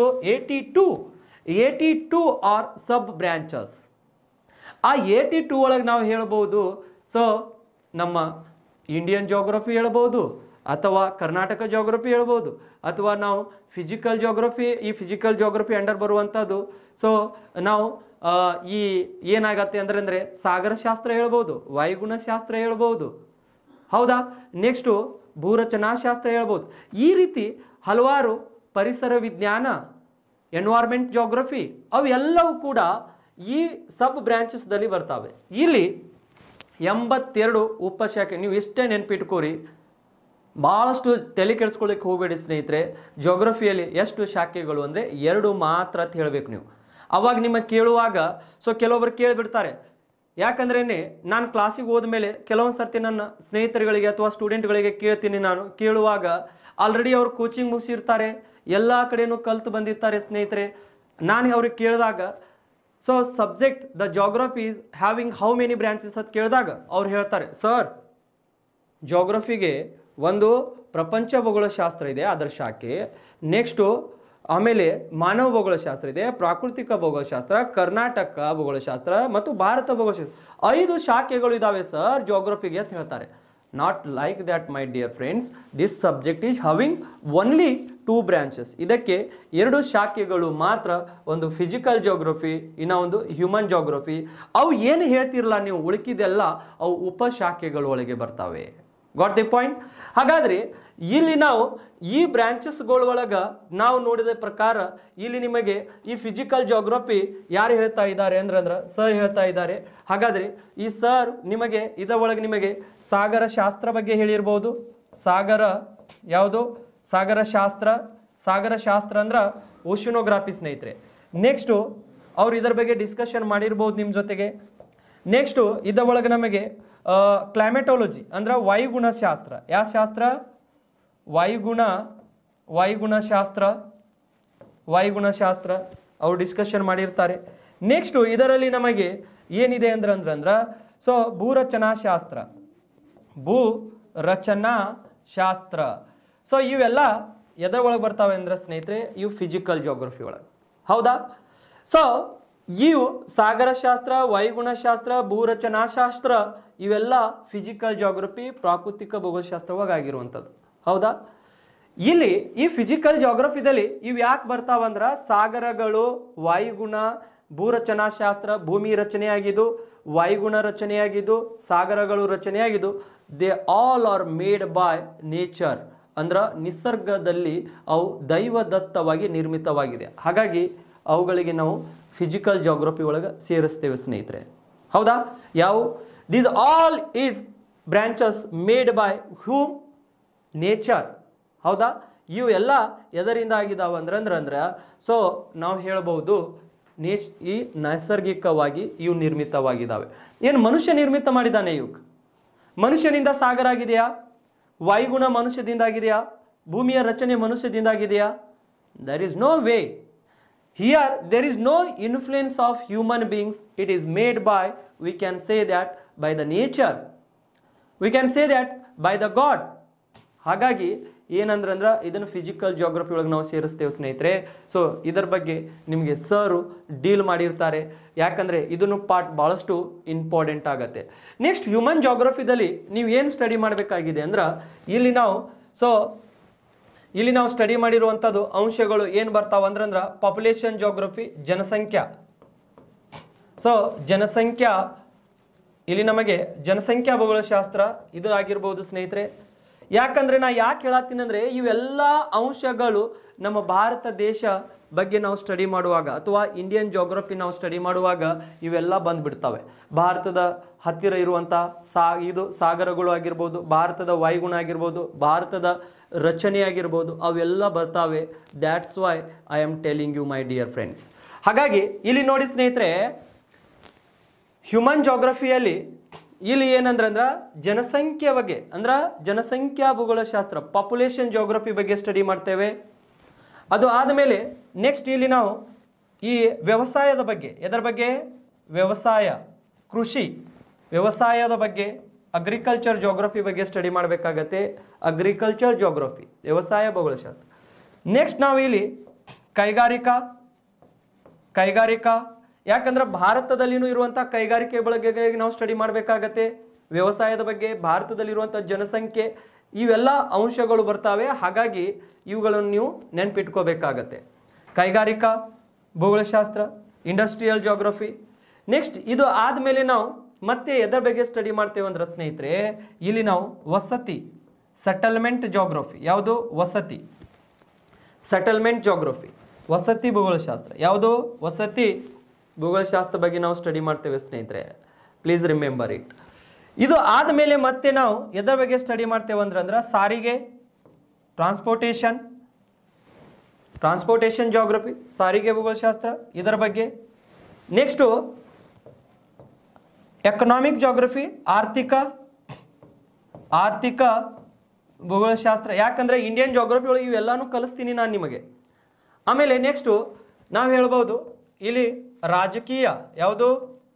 ರಾಜಕೀಯ ಅಂದ್ರೆ political geography. Next cultural geography, ಸಾಂಸ್ಕೃತಿಕ. ಯಾವುದು? ಸಾಂಸ್ಕೃತಿಕ ಸ್ನೇಹಿತರೆ, ಸಾಂಸ್ಕೃತಿಕ ಭೂಗೋಳಶಾಸ್ತ್ರ. ಸೊ ಇದರ ಬಗ್ಗೆನೂ ಕೂಡ ನಾವು ಸ್ಟಡಿ ಮಾಡ್ತೇವೆ. ಹಾಗಾದರೆ ಈ ಎಲ್ಲ ಅಂಶಗಳ ಬಗ್ಗೆ ನಾವು ಎಲ್ಲಿ ಅಂದ್ರೆ ಹ್ಯೂಮನ್ ಜೋಗ್ರಫಿಯಲ್ಲಿ. ಸೊ ಈ ಅಂಶಗಳನ್ನು ಕೂಡ ನಮಗೆ ಇಂಡಿಯನ್ ಜೋಗ್ರಫಿದಲ್ಲಿ ಬರ್ತಾವೆ. ಹಾಗಾಗಿ ಇಷ್ಟು ನಮ್ಮ ಸಿಲೆಬಸ್ದಲ್ಲಿ ಇರುತ್ತೆ. ಯಾಕಂದ್ರೆ ಇಂಡಿಯನ್ ಜೋಗ್ರಫಿಗೂ ಈ ಎಲ್ಲ ಅಂಶಗಳು ಏನಾಗತ್ತೆ ಅಂದ್ರೆ ಹೋಲಿಕೆ ಆಗತ್ತೆ ಸ್ನೇಹಿತರೆ. ಈಗ ಫಿಸಿಕಲ್ ಜೋಗ್ರಫಿ ಬಂದಾಗ ಇಂಡಿಯಾದಲ್ಲಿರುವಂಥ ಫಿಸಿಕಲ್ ಫ್ಯೂಚರ್ಸ್ಗಳು ನಾವು ನೋಡೋಣ. ಹ್ಯೂಮನ್ ಜೋಗ್ರಫಿ ಬಂದಾಗ ಇಂಡಿಯಾದಲ್ಲಿರುವಂಥ ಜನಸಂಖ್ಯೆ, ವ್ಯವಸಾಯ, ಕೈಗಾರಿಕೆ, ವಸತಿಗಳು, ಅಲ್ಲಿ ಸಾರಿಗೆ, ಅಲ್ಲಿರುವಂಥ ಆರ್ಥಿಕ ಎಕನಾಮಿ ಯಾವ ರೀತಿ ಇದೆ, ಅಲ್ಲಿರುವಂಥ ರಾಜಕೀಯ, ಅಲ್ಲಿರುವಂಥ ಸಾಂಸ್ಕೃತಿಕ, ಈ ಎಲ್ಲ ಅಂಶಗಳ ಬಗ್ಗೆ ನಾವು ಸ್ಟಡಿ ಮಾಡಬೇಕಾಗತ್ತೆ ಸ್ನೇಹಿತರೆ. Got the point? So this is our syllabus where in our Indian geography also. ಹೌದಾ? ಇಂಡಿಯನ್ ಜೋಗ್ರಫಿದಲ್ಲಿ ಈ ಸಿಲೆಬಸ್ನು ಕೂಡ ನಮಗೆ ಅಪ್ಲೈ ಆಗತ್ತೆ. ಮತ್ತು ನಾನು ಇಂಡಿಯನ್ ಜೋಗ್ರಫಿ ನಿಮಗೆ ಯಾವ ರೀತಿ ಟೀಚ್ ಮಾಡಬೇಕಾಗಿದೆಯಲ್ಲ ಆ ರೀತಿ ನಾನು ನಿಮಗೆ ಚೆನ್ನಾಗಿ ಕಲಿಸ್ಕೊಡ್ತೀನಿ ಸ್ನೇಹಿತರೆ. ಇದನ್ನು ನೀವು ನೆನ್ಪಿಟ್ಕೋಬೇಕಾಗತ್ತೆ. ಹಾಗಾದರೆ ಈಗ ನಾವು ಮೂವ್ ಆಗೋಣ ಯಾವ ಕಡೆಗೆ ಅಂದರೆ ಇಂಡಿಯನ್ ಜೋಗ್ರಫಿ. ಯಾವ ಜೋಗ್ರಫಿ? ನಾವು we want to move where Indian geography. ಹಾಗಾದರೆ ಈಗ ನೋಡಿ ಸ್ನೇಹಿತರೆ, ಎಲ್ಲಿ ಮೂವ್ ಆಗಬೇಕಾಗಿದೆ ನಾವು ಈಗ? Indian geography. ಈಗ ಇಂಡಿಯನ್ ಜೋಗ್ರಫಿ ಕಡೆ ನಾವು ಮೂವ್ ಆಗಬೇಕಂದ್ರೆ ಇದು ಇಂಪಾರ್ಟೆಂಟ್ ಆಗತ್ತೆ. ಹಾಗಾದರೆ ವಾಟ್ ಈಸ್ ಇಂಪಾರ್ಟೆಂಟ್? ಈಗ ಇಂಡಿಯನ್ ಜೋಗ್ರಫಿದಲ್ಲಿ ನಾವು ಏನು ಸ್ಟಡಿ ಮಾಡಬೇಕು? ಇಲ್ಲಿ ನೋಡಿ ಸ್ನೇಹಿತರೆ, ಈಗ ನೀವು ಎದರ ಬಗ್ಗೆ ಸ್ಟಡಿ ಮಾಡಬೇಕಾಗಿದೆ? ಇಂಡಿಯನ್ ಜಿಯೋಗ್ರಫಿ, ಭಾರತದ ಭೂಗೋಳಶಾಸ್ತ್ರ ಅಂತ ಕರಿತೇವೆ, ಇಂಡಿಯನ್ ಜೋಗ್ರಫಿ. ಹೌದಾ? ಈಗ ಈ ಇಂಡಿಯನ್ ಜೋಗ್ರಫಿ ನಾವು ನೋಡಿದಾಗ ಇಲ್ಲಿ ಎರಡು ಅಂಶಗಳ ಬಗ್ಗೆ ನಾವು ಸ್ಟಡಿ ಮಾಡಬೇಕಾಗತ್ತೆ ಸ್ನೇಹಿತರೆ. ಎಷ್ಟು? ಎರಡು ಅಂಶಗಳು. One is Indian physical geography and another one is Indian human geography. ಹೌದಾ? ಒಂದು ಇಂಡಿಯನ್ ಫಿಸಿಕಲ್ ಜೋಗ್ರಫಿ, ಹೌದಾ? ಇಂಡಿಯನ್ ಫಿಸಿಕಲ್ ಜೋಗ್ರಫಿ ಅಂದ್ರೆ ಸ್ನೇಹಿತರೆ, ಇಂಡಿಯನ್ ಫಿಸಿಕಲ್ ಜೋಗ್ರಫಿ ಅಂತ ಕರಿತೇವೆ. ಇಂಡಿಯನ್ ಫಿಸಿಕಲ್ ಜೋಗ್ರಫಿ ಅಂದ್ರೆ ಏನು? ಭಾರತದ ಪ್ರಾಕೃತಿಕ ಭೂಗೋಳಶಾಸ್ತ್ರ. ಈ ಭಾರತದ ಪ್ರಾಕೃತಿಕ ಭೂಗೋಳಶಾಸ್ತ್ರ ಬಗ್ಗೆ ನಾವು ಸ್ಟಡಿ ಮಾಡಬೇಕಾಗತ್ತೆ ಸ್ನೇಹಿತರೆ. ಇನ್ನ ಒಂದು the Indian human geography. Indian human geography ಅಂದ್ರೆ ಇಂಡಿಯನ್ ಹ್ಯೂಮನ್ ಜೋಗ್ರಫಿ. ಈ ಇಂಡಿಯನ್ ಹ್ಯೂಮನ್ ಜೋಗ್ರಫಿ ಬಂದಾಗ ಸ್ನೇಹಿತರೆ ಇದಕ್ಕೆ ನಾವು ಭಾರತದ ಮಾನವ ಭೂಗೋಳಶಾಸ್ತ್ರ, ಭಾರತದ ಮಾನವ ಭೂಗೋಳಶಾಸ್ತ್ರ ಇದರ ಬಗ್ಗೆ ಅಧ್ಯಯನ ಮಾಡಬೇಕಾಗತ್ತೆ. ಹಾಗಾದರೆ ಇವೆರಡೂ ಅಂಶಗಳ ಬಗ್ಗೆ ನಾವು ಎಲ್ಲಿ ಸ್ಟಡಿ ಮಾಡಬೇಕಾಗತ್ತೆ? ಇಂಡಿಯನ್ ಜೋಗ್ರಫಿದಲ್ಲಿ. ಯಾವ ಜೋಗ್ರಫಿದಲ್ಲಿ? Indian geography. ಹಾಗಾದರೆ ನೀವು ಕೇಳಬಹುದು, how much questions we will get sir from this subject? Entire from this geography subject for your competitive exam you will get that. So up to 22 questions, up to 22 questions, 22 ಕ್ವಶನ್ಸ್ಗಳನ್ನು ನೀವು entire ಈ geography ಸಬ್ಜೆಕ್ಟ್ದಿಂದ ನೀವು ಪಡಿಬಹುದು ಸ್ನೇಹಿತರೆ. ಹಾಗಾದರೆ sir ಈ Indian ಜೋಗ್ರಫಿದಿಂದ ನಾವು ಎಷ್ಟು ಕ್ವಶನ್ಸ್ ತಗೋಬಹುದು? You will get that. So 6 to 7 questions. ಎಷ್ಟು? 6 ಇಂದ 7 ಕ್ವಶನ್ಸ್ ಬರ್ತಾವೆ ಸ್ನೇಹಿತರೆ. ಎಲ್ಲಿದಿಂದ ಅಂದರೆ ಇಂಡಿಯನ್ ಜೋಗ್ರಫಿದಿಂದ. ಉಳಿದಂಥದ್ದು ಸೊ ಫಿಸಿಕಲ್ ಜೋಗ್ರಫಿ ಆಗಿರ್ಬೋದು, ಆಮೇಲೆ ನೆಕ್ಸ್ಟು ಹ್ಯೂಮನ್ ಜೋಗ್ರಫಿ ಆಗಿರ್ಬೋದು. ಹೌದಾ? ಅದಕ್ಕೆ ನೀವು ಏನಂದ್ರೆ ನಾನು ನಿಮಗೆ 6 ಇಂದ 7 ಕ್ವಶನ್ಸ್ ಇಂಡಿಯನ್ ಜೋಗ್ರಫಿ ಮೇಲೆ ಯಾವ ಕ್ವಶನ್ಸ್ ಬರ್ತಾವಲ್ಲ ಒಂದು ಕ್ವಶನ್ಸ್ ನಿಮ್ಮಿಂದ ಮಿಸ್ ಆಗಲಾರ್ದಂಗೆ ನಾನು ಟೀಚ್ ಮಾಡಿ ಕೊಡ್ತೀನಿ. You can't. ಸೊ ಯಾವುದು ಕ್ವಶನ್ಸ್ಗಳನ್ನು ನೀವು ನಿಮ್ಮಿಂದ ಅದು ಜಾರಿ ಹೋಗಿರಬಾರ್ದು ಇಂಡಿಯನ್ ಜೋಗ್ರಫಿದಲ್ಲಿ. ಹಾಗಾದರೆ ಬನ್ನಿ ಸ್ನೇಹಿತರೆ, ಇವತ್ತು ನಾವು ಎದರ ಬಗ್ಗೆ ಸ್ಟಡಿ ಮಾಡೋಣ ಅಂದರೆ ಈ ಇಂಡಿಯನ್ ಜೋಗ್ರಫಿ. ಈಗ ಇಂಡಿಯನ್ ಜೋಗ್ರಫಿದಲ್ಲಿ ನಾವು ಇಂಡಿಯನ್ ಫಿಸಿಕಲ್ ಜೋಗ್ರಫಿ ಅದರ ಬಗ್ಗೆ ಸ್ವಲ್ಪ ಸ್ಟಡಿ ಮಾಡೋಕ್ಕಿಂತ ಮುಂಚೆ, ಇವೆರಡು ಅಂಶಗಳ ಬಗ್ಗೆ ಸ್ಟಡಿ ಮಾಡೋಕ್ಕಿಂತ ಮುಂಚೆ ನಮಗೆ ಅಥವಾ ನಿಮಗೂ ಕೂಡ ಈ ಜೋಗ್ರಫಿಯ ಪಿತಾಮಹ ಯಾರು ಅಂತ ಗೊತ್ತಾಗಬೇಕಾಗತ್ತೆ. The father of geography is Eratosthenes. ಯಾರಿದ್ದಾರೆ? Eratosthenes. The father of geography is ಯಾರಿದ್ದಾರೆ ನಮಗೆ? ಎರ್ಟಾಸ್ನಿಸ್. ಹೌದಾ? ಎರ್ಟಾಸ್ನಿಸ್ ಅನ್ನುವಂಥ ಒಬ್ಬರು ಇವರು is the father of geography. ಇದನ್ನು ನೀವು ನೆನ್ಪಿಟ್ಕೊಳ್ಳಿ. ಓಕೆ, ಈಗ ನೀವು ಹೆಡಿಂಗ್ ಹಾಕೋಬೇಕಾಗತ್ತೆ. ಏನಂದ್ರೆ ದ ಇಂಡಿಯನ್ ಫಿಸಿಕಲ್ ಜೋಗ್ರಫಿ. ನಾವು ಇದನ್ನು ಫಸ್ಟ್ ನೋಡಿಕೊಂಡು ಉಳಿದಂಥ ಎಲ್ಲ ಅಂಶಗಳನ್ನು ಕೂಡ ಇಂಡಿಯನ್ ಹ್ಯೂಮನ್ ಜೋಗ್ರಫಿ ನೋಡೋಣ, ಫಿಸಿಕಲ್ ಜೋಗ್ರಫಿನೂ ನೋಡೋಣ. ಇದರ ಜೊತೆಗೆ ಭಾರತದಲ್ಲಿ ಏನೇನು ವಿಶೇಷತೆ ಇದೆ ಇವುಗಳನ್ನು ನಾವು ಸ್ಟಡಿ ಮಾಡೋಣ ಸ್ನೇಹಿತರೆ. Okay fine. ಹಾಗಾದರೆ ಈಗ ಫಸ್ಟಿಗೆ ನೀವು ಈ ಇಂಡಿಯನ್ ಜೋಗ್ರಫಿದಲ್ಲಿ ನಾನು ಹೇಳಿದೆ ಫಿಸಿಕಲ್ ಜೋಗ್ರಫಿ ಇರುತ್ತೆ, ಇನ್ನೊಂದು ಹ್ಯೂಮನ್ ಜೋಗ್ರಫಿ ಇರುತ್ತೆ. ಅದರೊಳಗೆ ನಾನು ಯಾವ ರೀತಿ ನಿಮಗೆ ಟೀಚ್ ಮಾಡ್ತೀನಲ್ಲ ಅದೇ ರೀತಿ ನೀವು ಕೂಡ ನೋಟ್ ಮಾಡ್ಕೊಳ್ಳಿ. Okay fine. ನಾವು come to the point here. Again we want to discuss about so this Indian geography. ಹಾಗಾದರೆ ಮೊದಲಿಗೆ ನಾವು ಏನು ನೋಡೋಣ ಅಂದ್ರೆ ಭಾರತ ದೇಶದ ನೆರೆಯ ದೇಶಗಳು. ಯಾಕಂದ್ರೆ ಸೊ ನಾವು ಮೊದಲು ಸುತ್ತಲೂ ಏನಿದೆ ಅದನ್ನು ನೋಡಿಕೊಂಡು ಒಳಗಡೆಗೆ ಇರುವಂಥ ಅಂಶಗಳ ಬಗ್ಗೆ ನಾವು ಸ್ಟಡಿ ಮಾಡಬೇಕಾಗತ್ತೆ. ನಾವು write down my dear friends, which countries are the neighbouring countries of India. ಹೌದಾ? ಭಾರತದ ದೇಶದ ನೆರೆಯ ದೇಶಗಳು ಯಾವ ಇದ್ದಾವೆ? ಸೊ ಈಗ ನಾವು ಹೇಳ್ಬೋದು ಈ ಭಾರತ ದೇಶದ ನೆರೆಯ ದೇಶಗಳು ಯಾವ್ಯಾವ ಇದಾವೆ ಅಂತ ನಾವು ಇಲ್ಲಿ ಸ್ಟಡಿ ಮಾಡಿದಾಗ ನಂಬರ್ 1 ನೀವು ಈ ಕಡೆಗೆ ಬರಬೇಕಾಗತ್ತೆ. ಯಾವ ದೇಶ ಇದೆ ಅಂದ್ರೆ ಇಲ್ಲಿ ನಮಗೆ ಈ ಭಾಗದ ಕಡೆಗೆ ನೋಡ್ಕೊಳ್ಳಿ. ಇಲ್ಲಿ ಪಾಕ್ ಅಂದ್ರೆ ಯಾವುದಾಗಿರ್ಬೋದು ನಮಗೆ? ಇಲ್ಲಿ ಪಾಕ್ ಅಂದ್ರೆ ಯಾವುದು? ಪಾಕಿಸ್ತಾನ್. ಪಾಕ್ ಅಂದ್ರೆ ಪಾಕಿಸ್ತಾನ್ ಸ್ನೇಹಿತರೆ. ಹಾಗಾದರೆ ಭಾರತದ ನೆರೆಯ ದೇಶ ಈ ಕಡೆಗೆ ಇರುವಂಥದ್ದು ಪಾಕಿಸ್ತಾನ್ ಇದೆ. ಹೌದಾ? ನೆಕ್ಸ್ಟ್ ನಾವು ಆ ಗಡಿಗಳು ನೆಕ್ಸ್ಟ್ ಸ್ಟೆಪ್ದಲ್ಲಿ ನೋಡೋಣ. ಮೊದಲಿಗೆ ನೆರೆಯ ದೇಶಗಳು ಯಾವ ಇದಾವೆ ಅದನ್ನು ನೋಡ್ಕೊಳ್ಳೋಣ. ಸೊ ಒಂದು ಪಾಕಿಸ್ತಾನ್ ಇದೆ ಸ್ನೇಹಿತರೆ. ಆಮೇಲೆ ಈ ಕಡೆಗೆ ನಾವು ನೋಡಿದಾಗ ಭಾರತದ ಈ ಕಡೆಗೆ ನೆರೆಯ ದೇಶ ನೋಡಿದಾಗ ಅಫ್ಘಾನಿಸ್ತಾನ್ ಇದೆ. ಯಾವ ಸ್ಥಾನ ಇದೆ? ಅಫ್ಘಾನಿಸ್ತಾನ್. ಹೌದಾ? ಯಾವ ಸ್ಥಾನ ಇದೆ? ಈ ಕಡೆಗೆ ನೋಡಿದಾಗ ನಮಗೆ ಅಫ್ಘಾನಿಸ್ತಾನ್ ಕಂಡು ಬರುತ್ತೆ. ಒಂದು ಪಾಕಿಸ್ತಾನ್, ಇನ್ನೊಂದು ಅಫ್ಘಾನಿಸ್ತಾನ್. ನಂಬರ್ 1 ಯಾವುದಿದೆ? ಪಾಕಿಸ್ತಾನ್. ನಂಬರ್ 2 ಅಫ್ಘಾನಿಸ್ತಾನ್ ಸ್ನೇಹಿತರೆ. ನೆಕ್ಸ್ಟ್ ಈ ಕಡೆಗೆ ಬಂದಾಗ ನಮಗೆ ಚೀನಾ ಯಾವುದಿದೆ? ಇಲ್ಲಿ ಚೀನಾ ದೇಶ ಈ ಕಡೆಗೆ ನೋಡಿದಾಗ. ಹೌದಾ? ನಂಬರ್ 3 ಆಮೇಲೆ ನೆಕ್ಸ್ಟು ಈ ಭಾಗದಲ್ಲಿ ನಾವು ನೋಡಿದಾಗ ಸ್ನೇಹಿತರೆ ಇಲ್ಲಿ ನಮಗೆ ನೇಪಾಳ್ ಯಾವುದಿದೆ, ನೇಪಾಳ್, ಇಲ್ಲಿ ನಮಗೆ ನೇಪಾಳ್, ಈ ಭಾಗದಲ್ಲಿ ನೇಪಾಳ್. ಆಮೇಲೆ ನೆಕ್ಸ್ಟ್ ಈ ಭಾಗದಲ್ಲಿ ನಾವು ನೋಡಿದಾಗ ಇಲ್ಲಿ ನಮಗೆ ಭೂತಾನ್ ಯಾವುದಿದೆ, ಭೂತಾನ್, ಭೂತಾನ್ ದೇಶ, ಭೂತಾನ್. ಹೌದಾ? ಈ ನೇಪಾಳ್ 4ನೇ ದೇಶ ಆಯಿತು, ಭೂತಾನ್ 5ನೇ ದೇಶ ಆಯಿತು. ಎಷ್ಟನೇ ದೇಶ? 5ನೇ ದೇಶ ಯಾವುದು? ಭೂತಾನ್. ನೆಕ್ಸ್ಟ್ ಸ್ನೇಹಿತರೆ ಈ ಕಡೆಗೆ ನಮಗೆ ಮಯನ್ಮಾರ್ ದೇಶ. ಯಾವ ದೇಶ ಇದೆ ಇಲ್ಲಿ? ಮಯನ್ಮಾರ್. Please remember Myanmar. ಯಾವ ದೇಶ ಇದೆ ಇಲ್ಲಿ? ಮಯನ್ಮಾರ್ ದೇಶ. ಹಾಗಾದರೆ ಈ ಕಡೆಗೆ ಇರುವಂಥ ಮಯನ್ಮಾರ್ ದೇಶ ಇದು ನಮಗೆ 6ನೇ ದೇಶ ಆಯಿತು, ಮಯನ್ಮಾರ್ ದೇಶ. ಇದಕ್ಕೆ ನಾವು ಇಂಡೋ ಬರ್ಮಾ ಅಂತ ಕೂಡ ಕರಿತೇವೆ ಸ್ನೇಹಿತರೆ. ಏನಂತ ಕರಿತೇವೆ? Indo Burma, Indo Burma, Burma. So another name of this country is Indo Burma. Please remember these all countries are the neighbouring countries of India. So Myanmar ಇದೆ.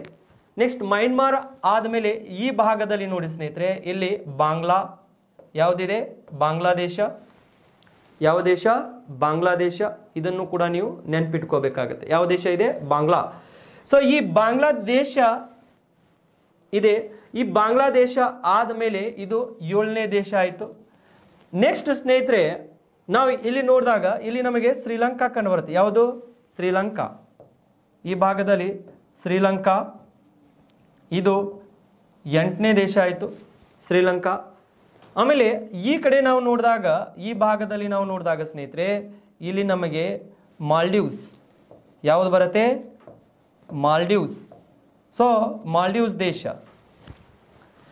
ಈ ಮಾಲ್ಡೀವ್ಸ್ 9ನೇ ದೇಶ ಆಯಿತು. ಈಗ ನಿಮ್ಮ ಕ್ವಶನ್ಸ್ ಕೇಳ್ತಾರೆ, which are the neighbouring countries of India? ಹಾಗಾದರೆ ಭಾರತದ ನೆರೆಯ ದೇಶಗಳು ಇವೆಲ್ಲ ಸ್ನೇಹಿತರೆ. ಭಾರತದ ನೆರೆಯ ದೇಶಗಳು ಒಂದೇದು ಯಾವುದಿದೆ? ಪಾಕ್ ಇದೆ, ಅಫ್ಘಾನಿಸ್ತಾನ್ ಇದೆ, ಚೀನಾ ಇದೆ, ನೇಪಾಳ ಇದೆ, ಭೂತಾನ್ ಇದೆ, ನೆಕ್ಸ್ಟು ಮಯನ್ಮಾರ್ ಇದೆ, ಬಾಂಗ್ಲಾದೇಶ್ ಇದೆ, ಶ್ರೀಲಂಕಾ ಇದೆ, ಮಾಲ್ಡೀವ್ಸ್ ಇದೆ. These all are the neighboring countries of India and please remember. ಹೌದಾ?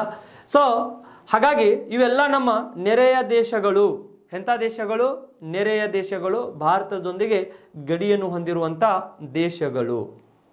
ಸೊ ಈ ದೇಶಗಳ ಒಳಗೆ ನಮಗೆ ಸಾರ್ಕ್ ದೇಶಗಳನ್ನು ಕೂಡ ಇದ್ದಾವೆ ಸ್ನೇಹಿತರೆ. ಯಾವ ದೇಶಗಳು? ಸಾರ್ಕ್. ಇದರೊಳಗೆ ನಮಗೆ ಸಾರ್ಕ್ ಯಾವ ದೇಶಗಳು ಇದ್ದಾವೆ? ಸಾರ್ಕ್. ಸಾರ್ಕ್ ದೇಶಗಳನ್ನು ಕೂಡ ಇದರೊಳಗಿದ್ದಾವೆ. ಸಾರ್ಕ್ ದೇಶಗಳು. ಈ ಸಾರ್ಕ್ ಅಂದ್ರೆ ನಿಮಗೆ ಗೊತ್ತಿದೆ. ಸಾರ್ಕ್ ಅಂದ್ರೆ ಇದನ್ನು ನಾವು ಹೇಳ್ಬೋದು south Asian association for regional cooperation. South Asian association for regional cooperation ಅದು ಕರಿಬಹುದು ಸ್ನೇಹಿತರೆ. ಈ ಸಾರ್ಕ್ ದೇಶಗಳು ಇದರೊಳಗೆ ಯಾವ್ಯಾವ ಇದಾವೆ ಅಂದ್ರೆ ಈ ನಮ್ಮ ನೇಬರಿಂಗ್ ದೇಶಗಳು ಇರುವಂಥ ಸಾರ್ಕ್ ದೇಶಗಳು ಇದರೊಳಗೆ ನೀವು ನೆನ್ಪಿಟ್ಕೋಬಹುದು. ಒಂದು ಪಾಕಿಸ್ತಾನ್ ಇದೆ, ಪಾಕ್. ಆಮೇಲೆ ನೆಕ್ಸ್ಟು ನೇಪಾಳ್ ಇದೆ ಇದರೊಳಗೆ. ಯಾವುದು? ನೇಪಾಳ್. ಆಮೇಲೆ ಭೂತಾನ್, ಭೂತಾನ್ ಇದೆ ಸ್ನೇಹಿತರೆ. ನೆಕ್ಸ್ಟು ಇದರ ಒಳಗಡೆಗೆ ನಮಗೆ ಬಾಂಗ್ಲಾ ಇದೆ. ಯಾವುದಿದೆ? ಬಾಂಗ್ಲಾ. ಆಮೇಲೆ ನೆಕ್ಸ್ಟು ಪಾಕ್ ಇದೆ, ನೇಪಾಳ್ ಇದೆ, ಭೂತಾನ್ ಇದೆ, ಬಾಂಗ್ಲಾ ಇದೆ, ಶ್ರೀಲಂಕಾ ಇದೆ. ಯಾವುದು? ಶ್ರೀಲಂಕಾ. ಆಮೇಲೆ ನೆಕ್ಸ್ಟು ಮಾಲ್ಡೀವ್ಸ್. ಯಾವುದಿದೆ? ಮಾಲ್ಡೀವ್ಸ್ ದೇಶ. ಒಂದು ಪಾಕ್, ನೇಪಾಳ್, ಭೂತಾನ್, ಬಾಂಗ್ಲಾ, ಶ್ರೀಲಂಕಾ, ಮಾಲ್ಡೀವ್ಸ್. ಆಮೇಲೆ ಭಾರತ. ಆಮೇಲೆ ನೆಕ್ಸ್ಟು ಅಫ್ಘಾನಿಸ್ತಾನ್. ಯಾವುದು? ಅಫ್ಘಾನಿಸ್ತಾನ್ ಕೂಡ ಇದರೊಳಗಿದೆ ಸ್ನೇಹಿತರೆ. ಅಫ್ಘಾನಿಸ್ತಾನ್ ಅಂದರೆ ನೋಡಿ ಎಷ್ಟು ದೇಶಗಳು ಅದು ಸಾರ್ಕ್. ಒಂದು ಪಾಕಿಸ್ತಾನ್, 2 ನೇಪಾಳ್, 3 ಭೂತಾನ್, 4 ಬಾಂಗ್ಲಾದೇಶ್, 5 ಶ್ರೀಲಂಕಾ, 6 ಮಾಲ್ಡೀವ್ಸ್, ಆಮೇಲೆ 7 ಭಾರತ, 8 ಏನಂದ್ರೆ ಅಫ್ಘಾನಿಸ್ತಾನ್. 8 ದೇಶಗಳು ಇದ್ದಾವೆ ಇದರ ಒಳಗನೆ. ಹಾಗಾದರೆ ಇದರ ಒಳಗೆ ಸಾರ್ಕ್ ದೇಶಗಳು ಯಾವ್ಯಾವ ನಮ್ಮ ನೆರೆಯ ದೇಶಗಳಲ್ಲಿ ಇರುವಂಥ ಇದರಲ್ಲಿ ಸಾರ್ಕ್ ದೇಶಗಳು ಯಾವ ಅಲ್ಲ? ಇಲ್ಲಿ ನಮಗೆ ಮಯನ್ಮಾರ್ ಇಲ್ಲ ಸ್ನೇಹಿತರೆ. ಆಮೇಲೆ ನೆಕ್ಸ್ಟು ಚೀನಾ ಇದರ ಒಳಗೆ ಬರುವುದಿಲ್ಲ. ಯಾವ್ದು ಬರುವುದಿಲ್ಲ, ಮಯನ್ಮಾರ್ನು ಬರುವುದಿಲ್ಲ ಮತ್ತು ಚೀನಾನು ಕೂಡ ಬರುವುದಿಲ್ಲ. ಉಳಿದಂಥ ಎಲ್ಲ ದೇಶಗಳು ಇವು ಸಾರ್ಕ್ ದೇಶಗಳು. ಈ 8 ಸಾರ್ಕ್ ದೇಶಗಳು ಏನಂದ್ರೆ ಭಾರತ ಹಿಡ್ಕೊಂಡು 8 ದೇಶಗಳು ಭಾರತದ ಸುತ್ತಲೂ ಇರುವಂಥ ದೇಶಗಳು. ಹೌದಾ? ಅದಕ್ಕೆ ನಾವು ಈ ಸಾರ್ಕ್ ದೇಶಗಳು ಏನಿದಾವಲ್ಲ, ಇದರ ಕೇಂದ್ರ ಕಚೇರಿ ಇರುತ್ತೆ, ಅದು ಡಿಫ್ರೆಂಟ್ ಸ್ಟೋರಿ ಬರುತ್ತೆ. ಕೇಂದ್ರ ಕಚೇರಿ ನೇಪಾಳದ ಕಾಠ್ಮಂಡು. ಹೌದಾ? ಇದನ್ನು ಸ್ಥಾಪನೆ 1985 ಹೇಳ್ತೇವೆ ನಾವು. ನೆಕ್ಸ್ಟು ಇದನ್ನು ಎಲ್ಲಿ ಸ್ಥಾಪಿಸಲಾಯಿತು ಅಂದ್ರೆ ಮೊಟ್ಟ ಮೊದಲಿಗೆ ಬಾಂಗ್ಲಾದೇಶದ ಢಾಕಾದಲ್ಲಿ ಕರಿತೇವೆ. ಬಟ್ ಅದು ನಾವು ಮುಂದೆ ಬಂದಾಗ ಆ ಸಾರ್ಕ್ ಏನಾದರೂ ಇಶ್ಯೂ ಬಂದಾಗ ಅಲ್ಲಿ ಟೀಚ್ ಮಾಡೋಣ ಅಂತ. ಬಟ್ ಇಲ್ಲಿ ಏನಂದ್ರೆ ನಮ್ಮ ನೆರೆಯ ದೇಶಗಳು ನೋಡ್ಕೊಳ್ಳಿ. ಆ ನೆರೆಯ ದೇಶಗಳಲ್ಲಿ ಸಾರ್ಕ್ನಲ್ಲಿ ಇರುವಂಥ ದೇಶಗಳು 8 ದೇಶಗಳು, ಅವು ಕೂಡ ನಮ್ಮ ನೆರೆಯಲ್ಲಿದ್ದಾವೆ ಸ್ನೇಹಿತರೆ.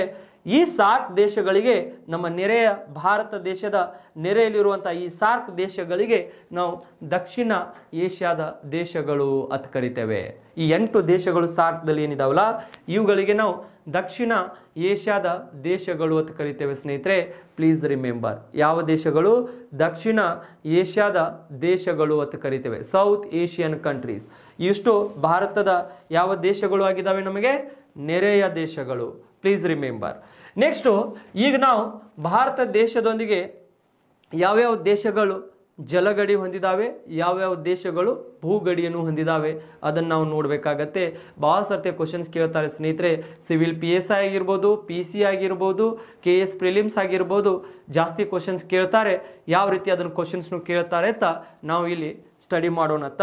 ನೆಕ್ಸ್ಟು ಇಲ್ಲಿದಿಂದ ನಾವು ಏನು ಮಾಡಬೇಕಾಗಿದೆ ಅಂದರೆ, ಮುಂದಿನ ಒಂದು ಈ ಭಾಗದಲ್ಲಿ ಹೋಗಿ ಈ ಮ್ಯಾಪ್ದಲ್ಲಿ ನೋಡಿ ನಾವು ಈಗ ಎದ್ರ ಬಗ್ಗೆ ಸ್ಟಡಿ ಮಾಡಬೇಕಾಗಿದೆ ಅಂದರೆ ಸ್ನೇಹಿತರೆ, ಭಾರತದೊಂದಿಗೆ ಈ ನೆರೆಯ ದೇಶಗಳು ನೋಡಿದ್ದೇವೆ. ಈಗ ಭಾರತದೊಂದಿಗೆ ಗಡಿಯನ್ನು ಹೊಂದಿರುವಂಥ ದೇಶಗಳು ಮತ್ತು ಯಾವ ಗಡಿ ಹೊಂದಿದ್ದಾವೆ ಅದನ್ನು ನೋಡಬೇಕಾಗಿದೆ. ಈಗ ನಾವು ನೋಡಿದಾಗ ಸ್ನೇಹಿತರೆ, ಇಲ್ಲಿ ಒನ್ಸ್ ಆಫ್ ನಾವು ಸ್ಟಡಿ ಮಾಡಬೇಕಾಗತ್ತೆ. ನಾವು ಸಿ ದ್ಯಾಟ್. ಹಾಗಾದರೆ ಈಗ ಈ ಮ್ಯಾಪ್ದಲ್ಲಿ ನೋಡಿ, ಈ ಮ್ಯಾಪ್ದಲ್ಲಿ ನಾವು ನೋಡಿದಾಗ ಇಲ್ಲಿ ನೋಡಿ, ಅಫ್ಘಾನಿಸ್ತಾನದ ಗಡಿ ಇದೆಯಾ? ಪಾಕಿಸ್ತಾನದ ಗಡಿ ಇದೆ. ಈ ಕಡೆ ನೋಡಿ ಅಫ್ಘಾನಿಸ್ತಾನದ ಗಡಿ ಇದೆ. ಆಮೇಲೆ ನೆಕ್ಸ್ಟು ಈ ಕಡೆಗೆ ಏನಿದೆ ನಮಗೆ? ಚೀನಾನು ಇದೆ. ಬಟ್ ಇಲ್ಲಿ ನಾವು ಏನು ನೋಡಬೇಕಾಗಿದೆ ಅಂದ್ರೆ we want to see that here. What we want to see here? We want to see that some. ಈಗ ಪಾಕಿಸ್ತಾನ್, ಈಗ ಪಾಕಿಸ್ತಾನದೊಂದಿಗೆ ನಮ್ಮ ಭಾರತ ದೇಶದ ಯಾವ ಗಡಿ ಇದೆ ಅದನ್ನು ನಾವು ನೋಡಬೇಕಾಗಿದೆ. ಇಲ್ಲಿ ನೋಡಿ, ಈಗ ನೋಡಿ ಸ್ನೇಹಿತರೆ, ಇದನ್ನ ನಾನು ಲೈನ್ ಏನು ಹೊಡಿತೀನಲ್ಲ, ಇದನ್ನು ಒಂದು ಸ್ವಲ್ಪ ಸರಿಯಾಗಿ ಅಬ್ಸರ್ವೇಷನ್ ಮಾಡಿ. ಇಲ್ಲಿ ನಾವು ನೋಡಿದಾಗ ಇಲ್ಲಿದಿಂದ ಎಲ್ಲಿವರೆಗೆ ಅಂದ್ರೆ ಈ ಭಾಗ ಇಲ್ಲಿದಿಂದ ಇಲ್ಲಿವರೆಗೆ. ಈ ಕಡೆಗೆ ಇದು ಏನು ನಾನು ಲೈನ್ ಹಾಕಿದೆಯಲ್ಲ, ಇದು ಭಾರತ. ಇದನ್ನು ನಾವು ಏನು ಅನ್ಬೋದು? ಇದು ಭಾರತ ಮತ್ತು ಪಾಕಿಸ್ತಾನದ ನಡುವೆ ಇರುವಂಥ ಲೈನ್ ಇದು. ಹೌದಾ? ಗಡಿ ರೇಖೆ. ಈ ಗಡಿ ರೇಖೆಗೆ ನಾವು ಏನಂತ ಕರಿತೇವೆ ಅಂದ್ರೆ ಸ್ನೇಹಿತರೆ, ಇದಕ್ಕೆ ನಾವು ರ್ಯಾಡ್ಕ್ಲಿಫ್ ರೇಖೆ ಅಂತ ಕರಿತೇವೆ. ಯಾವ ರೇಖೆ? ಈ ಪಾಕಿಸ್ತಾನ. ಈ ಕಡೆಗೆ ನಮಗೆ ಪಾಕ್ ಇದೆ. ಹೌದಾ? ಈಗ ನೀವು ನೆಕ್ಸ್ಟ್ ಹೆಡ್ಡಿಂಗ್ ಹಾಕೋಬಹುದಾಗಿತ್ತು, ಭಾರತ ದೇಶದೊಂದಿಗೆ ಯಾವ ದೇಶದ ಗಡಿಗಳು, ಅಂದರೆ ಗಡಿ ಯಾವ್ಯಾವ ದೇಶಗಳು ಗಡಿ ಹೊಂದಿದಾವೆ. ಒಂದು ಪಾಕಿಸ್ತಾನ ಇದೆ. ಹಾಗಾದರೆ ಭಾರತ ಮತ್ತು ಪಾಕ್ ನಡುವೆ ನಮಗೆ ಒಂದು ಗಡಿ ಕಂಡು ಬರುತ್ತೆ ಸ್ನೇಹಿತರೆ. ಇಲ್ಲಿ ಯಾವ ಗಡಿ ಇದೆ ಅಂದ್ರೆ ಇದಕ್ಕೆ ನಾವು ರ್ಯಾಡ್ಕ್ಲಿಫ್ ರೇಖೆ ಅಂತ ಕರಿತೇವೆ. ಯಾವುದು? ರ್ಯಾಡ್ಕ್ಲಿಫ್ ರೇಖೆ. ಯಾವ ಕ್ಲಿಪ್ ಇದೆ ಇಲ್ಲಿ? ರ್ಯಾಡ್ಕ್ಲಿಫ್ ರೇಖೆ. ನಿಮಗೆ ಕ್ವಶನ್ಸ್ ಕೇಳ್ತಾರೆ, ಭಾರತ ಮತ್ತು ಪಾಕ್ ನಡುವೆ ಇರುವಂಥ ಗಡಿ ರೇಖೆ ಯಾವುದು? ಯಾವ ಗಡಿ ರೇಖೆ ಅದು? ರ್ಯಾಡ್ಕ್ಲಿಫ್ ರೇಖೆ. ಇಷ್ಟೇ ನೀವು ನೆನಪಿಟ್ಕೋರಿ. ಹಾಗಾದರೆ ಈ ರ್ಯಾಡ್ಕ್ಲಿಫ್ ರೇಖೆ ಏನಿದೆಯಲ್ಲ, ಭಾರತದೊಂದಿಗೆ ಇದು ಗಡಿ ಹೊಂದಿದೆ. ಹಾಗಾದರೆ ಇಲ್ಲಿ ನೋಡಿ ಸ್ನೇಹಿತರೆ, ಇದು ಈ ಪಾಕ್ ಏನಿದೆಯಲ್ಲ ಭಾರತದೊಂದಿಗೆ ಜಲಗಡಿನೂ ಹೊಂದಿದೆ. ಇಲ್ಲಿ ಅರೇಬಿಯನ್ ಸಿ ಇದೆ ನೋಡ್ರಿ. ನಿಮ್ಮ ಕ್ವಶನ್ಸ್ ಕೇಳ್ತಾರೆ. ಏನು ಕ್ವಶನ್ಸ್ ಕೇಳ್ತಾರೆ ಅಂದ್ರೆ, ಪಾಕಿಸ್ತಾನವು ಭಾರತದೊಂದಿಗೆ ಭೂಗಡಿ ಮಾತ್ರ ಹೊಂದಿದೆಯೋ ಅಥವಾ ಜಲಗಡಿನೂ ಹೊಂದಿದೆ ಅಂತ ಕೇಳ್ತಾರೆ. ಪಾಕಿಸ್ತಾನವು ಭಾರತದೊಂದಿಗೆ ಜಲಗಡಿನೂ ಇದೆ, ಭೂಗಡಿನೂ ಇದೆ. ಇಲ್ಲಿ ನೋಡಿ ಸ್ನೇಹಿತರೆ, ಅರೇಬಿಯನ್ ಸಿ ಏನಿದೆಯಲ್ಲ, ಈ ಅರೇಬಿಯನ್ ಸಿ ಗಡಿ ಇದೆ ನೋಡ್ರಿ. ಇಲ್ಲಿ ಜಲಗಡಿ, ಈ ನೀಲಿ ಬಣ್ಣದಲ್ಲಿ ಏನು ಕಂಡು ಬರ್ತಿತ್ತಲ್ಲ, ಇದು ಜಲಗಡಿ. ಅಂದರೆ ಭಾರತದೊಂದಿಗೆ ಇಲ್ಲಿ ಜಲಗಡಿನೂ ಹೊಂದಿದೆ, ಆಮೇಲೆ ಭೂಗಡಿಯನ್ನು ಹೊಂದಿದೆ. ನಿಮ್ಮ ಕ್ವಶನ್ಸ್ ಕೇಳ್ಬೋದು, ನೀವು ಇಲ್ಲಿ ನೆನ್ಪಿಟ್ಕೋಬೇಕಾಗತ್ತೆ. So here the Pakistan is having, so what is that? So we can say that the border is so land masses border and water border, ಅಂದರೆ ಜಲಗಡಿನೂ ಇದೆ ಆಮೇಲೆ ಭೂಗಡಿನೂ ಇದೆ. ಯಾರಿಗೆ? ಪಾಕಿಸ್ತಾನಿಗೆ. ಯಾವ ರೇಖೆ ಇದೆ ಇದು? ರ್ಯಾಡ್ ಕ್ಲಿಪ್ ಇದೆ ಸ್ನೇಹಿತರೆ. ಯಾವ ಕ್ಲಿಪ್ ಇದೆ ಇದು? ರ್ಯಾಡ್ ಕ್ಲಿಪ್ ಇದೆ. Please remember. ಹಾಗಾದರೆ ಯಾವ ಯಾವ ರಾಜ್ಯಗಳೊಂದಿಗೆ ಪಾಕಿಸ್ತಾನದ ಗಡಿ ಇದೆ? ಯಾವ ಯಾವ ರಾಜ್ಯಗಳೊಂದಿಗೆ ಭಾರತದ ದೇಶದ ರಾಜ್ಯಗಳಾದಂಥ ಯಾವ್ಯಾವ ರಾಜ್ಯಗಳೊಂದಿಗೆ ಪಾಕಿಸ್ತಾನದ ಗಡಿ ಇದೆ? ಇಲ್ಲಿ ನೋಡಿ, ಗುಜರಾತ್ ಕಡೆಗೆ ಇದೆ. ಪ್ಲೀಸ್ ರಿಮೆಂಬರ್, ಇದನ್ನು ಕ್ವಶನ್ಸ್ ಕೇಳ್ತಾರೆ. ರಾಜಸ್ಥಾನ್, ಅತಿ ಹೆಚ್ಚು ರಾಜಸ್ಥಾನದೊಂದಿಗೆ ಗಡಿ ಹೊಂದಿದೆ. ಹೌದಾ? ಗುಜರಾತ್ ಇದೆ, ರಾಜಸ್ಥಾನ್ ಇದೆ. ನೆಕ್ಸ್ಟ್ ಇಲ್ಲಿ ಪಂಜಾಬ್ ಇದೆ ಸ್ನೇಹಿತರೆ. ಯಾವುದಿದೆ? ಪಂಜಾಬ್. ಈ ಪಂಜಾಬ್ ಏನಿದೆಯಲ್ಲ, ಒಂದು ಗುಜರಾತ್, ರಾಜಸ್ಥಾನ್ ಮತ್ತು ಪಂಜಾಬ್. ಈ ಪಂಜಾಬ್ ಹತ್ತಿರ ಸ್ನೇಹಿತರೆ ಇಲ್ಲಿ ನಮಗೆ ಏನಿದೆ ಅಂದ್ರೆ ವಾಘಾ ಬಾರ್ಡರ್ ಇದೆ. ಇಲ್ಲಿ ವಾಘಾ, ಯಾವುದು? ವಾಘಾ ಗಡಿ ಅಂತ ಕರಿತೇವೆ. ಈ ವಾಘಾ ಗಡಿ ಪಂಜಾಬ್ದ ಹತ್ತಿರ ನಮಗೆ ಕಂಡು ಬರುತ್ತೆ. ಪಾಕಿಸ್ತಾನ್ ಮತ್ತು ಭಾರತ ನಡುವೆ ಪಂಜಾಬ್, ವಾಘಾ. ನೆಕ್ಸ್ಟ್ ಇಲ್ಲಿ ಜಮ್ಮು ಕಾಶ್ಮೀರದ ಹತ್ತಿರ ಕೇಂದ್ರಾಡಳಿತ ಪ್ರದೇಶ ಇದೆ ನೋಡಿ, ಒಂದು ಕೇಂದ್ರಾಡಳಿತ ಪ್ರದೇಶ ಜಮ್ಮು ಆ್ಯಂಡ್ ಕಾಶ್ಮೀರ ಜೊತೆಗೆ ಗಡಿ ಹೊಂದಿದೆ. ನೆಕ್ಸ್ಟು ಇಲ್ಲಿ ಮೇಲೆ ನೋಡಿ ಲಡಾಖ್ ಜೊತೆಗೇನು ಇದರದ್ದು ಏನಿದೆ ಅಂದ್ರೆ ಸ್ವಲ್ಪ ಗಡಿ ಇದೆ ಸ್ನೇಹಿತರೆ ಈ ಭಾಗದಲ್ಲಿ. ಹಾಗಾಗಿ ಈಗ ನೀವು ಇದನ್ನು ಒಂದು ಸ್ವಲ್ಪ ನೆನಪಿಟ್ಕೋಬೇಕಾಗತ್ತೆ. You should remember. ಹಾಗಾದರೆ ಈ ಪಾಕಿಸ್ತಾನವು ಗುಜರಾತ್, ರಾಜಸ್ಥಾನ್, ಪಂಜಾಬ್ 3 ರಾಜ್ಯಗಳೊಂದಿಗೆ 2 ಕೇಂದ್ರಾಡಳಿತ ಪ್ರದೇಶಗಳೊಂದಿಗೆ ಗಡಿಯನ್ನು ಹೊಂದಿದೆ. ಹೌದಾ? ಇದನ್ನು ನೀವು ನೆನಪಿಟ್ಕೋಬೇಕು. ಇದನ್ನು ಕೆಲವು ಸರ್ತೆ ಕ್ವಶನ್ಸ್ ಕೇಳಿಬಿಡ್ತಾರೆ. ಬರೀ ರ್ಯಾಡ್ ಕ್ಲಿಪ್ ಅಷ್ಟೇ ಕೇಳಂಗಿಲ್ಲ ಅವರು, ಇದನ್ನು ಕೂಡ ಕ್ವಶನ್ಸ್ ಕೇಳಿಬಿಡ್ತಾರೆ. ಯಾವ ಯಾವ ರಾಜ್ಯಗಳು ಮತ್ತು ಯಾವ ಕೇಂದ್ರಾಡಳಿತ ಪ್ರದೇಶದೊಂದಿಗೆ ಪಾಕಿಸ್ತಾನದ ಗಡಿ ಇದೆ ಅಂತ ಕೇಳಿಬಿಡ್ತಾರೆ. ಅದಕ್ಕೆ ಇವುಗಳನ್ನು ಕೂಡ ನೀವು ಚೆನ್ನಾಗಿ ನೋಡ್ಕೋಬೇಕಾಗತ್ತೆ ಸ್ನೇಹಿತರೆ. And please remember. ಇಲ್ಲಿದಿಂದ ನಾವು ಸ್ವಲ್ಪ ಮುಂದೆ ಹೋದಾಗ ನೋಡೋಣ. ಇಲ್ಲಿ ಸ್ನೇಹಿತರೆ ಇಲ್ಲಿ ಈ ಭಾಗದಲ್ಲಿ ಇಲ್ಲಿ ಅಫ್ಘಾನಿಸ್ತಾನ್ ದೇಶ ಇದೆ ನೋಡಿ. ಅಫ್ಘಾನಿಸ್ತಾನ್ ದೇಶ ಈ ಭಾಗದಲ್ಲಿ ಗಡಿ ಹೊಂದಿದೆ. ಹಾಗಾದರೆ ಅಫ್ಘಾನಿಸ್ತಾನ್ ದೇಶ ಯಾವುದು? ಅಫ್ಘಾನಿಸ್ತಾನ್ ಈ ಭಾಗದಲ್ಲಿ ಅಫ್ಘಾನಿಸ್ತಾನದ ಗಡಿ ಇದೆ ನೋಡಿ, ಅಫ್ಘಾನಿಸ್ತಾನದು. ಹಾಗಾದರೆ ಈ ಅಫ್ಘಾನಿಸ್ತಾನ್ ಭಾರತದೊಂದಿಗೆ ಗಡಿ ಹೊಂದಿದೆ. ಹಾಗಾದರೆ ಅಫ್ಘಾನಿಸ್ತಾನ್ ಮತ್ತು ಭಾರತದ ನಾವು ಗಡಿ ನೋಡಿದಾಗ ಆ ಅಫ್ಘಾನಿಸ್ತಾನ್ ಮತ್ತು ಭಾರತದ ನಾವು ಗಡಿ, ಆ ಗಡಿಗೆ ನಾವು ಏನಂತ ಕರಿತೇವೆ ಅಂದ್ರೆ ಸ್ನೇಹಿತರೆ, ಇದಕ್ಕೆ ನಾವು ಈ ಗಡಿ ರೇಖೆಗೆ ಡ್ಯೂರ್ಯಾಂಡ್, ಯಾವುದು? ಡ್ಯೂರ್ಯಾಂಡ್ ರೇಖೆ. ನಿಮ್ಮ ಕ್ವಶನ್ಸ್ ಕೇಳ್ತಾರೆ. ಭಾರತ ಮತ್ತು ಅಫ್ಘಾನಿಸ್ತಾನ ದೇಶದ ನಡುವೆ ಇರುವಂಥ ಗಡಿ ರೇಖೆ ಯಾವುದು? ಡ್ಯೂರ್ಯಾಂಡ್ ರೇಖೆ. ಯಾವ ರೇಖೆ? ಡ್ಯೂರ್ಯಾಂಡ್. ಇದನ್ನು ನೀವು ನೆನಪಿಟ್ಕೋಬೇಕು. Please remember my dear friends, this questions in some time already they asked in various exams, and you should remember that in between of the India and Afghanistan there is a one landmark. That landmark name is Durand. ಹೌದಾ? Durand ಗಡಿ ರೇಖೆ.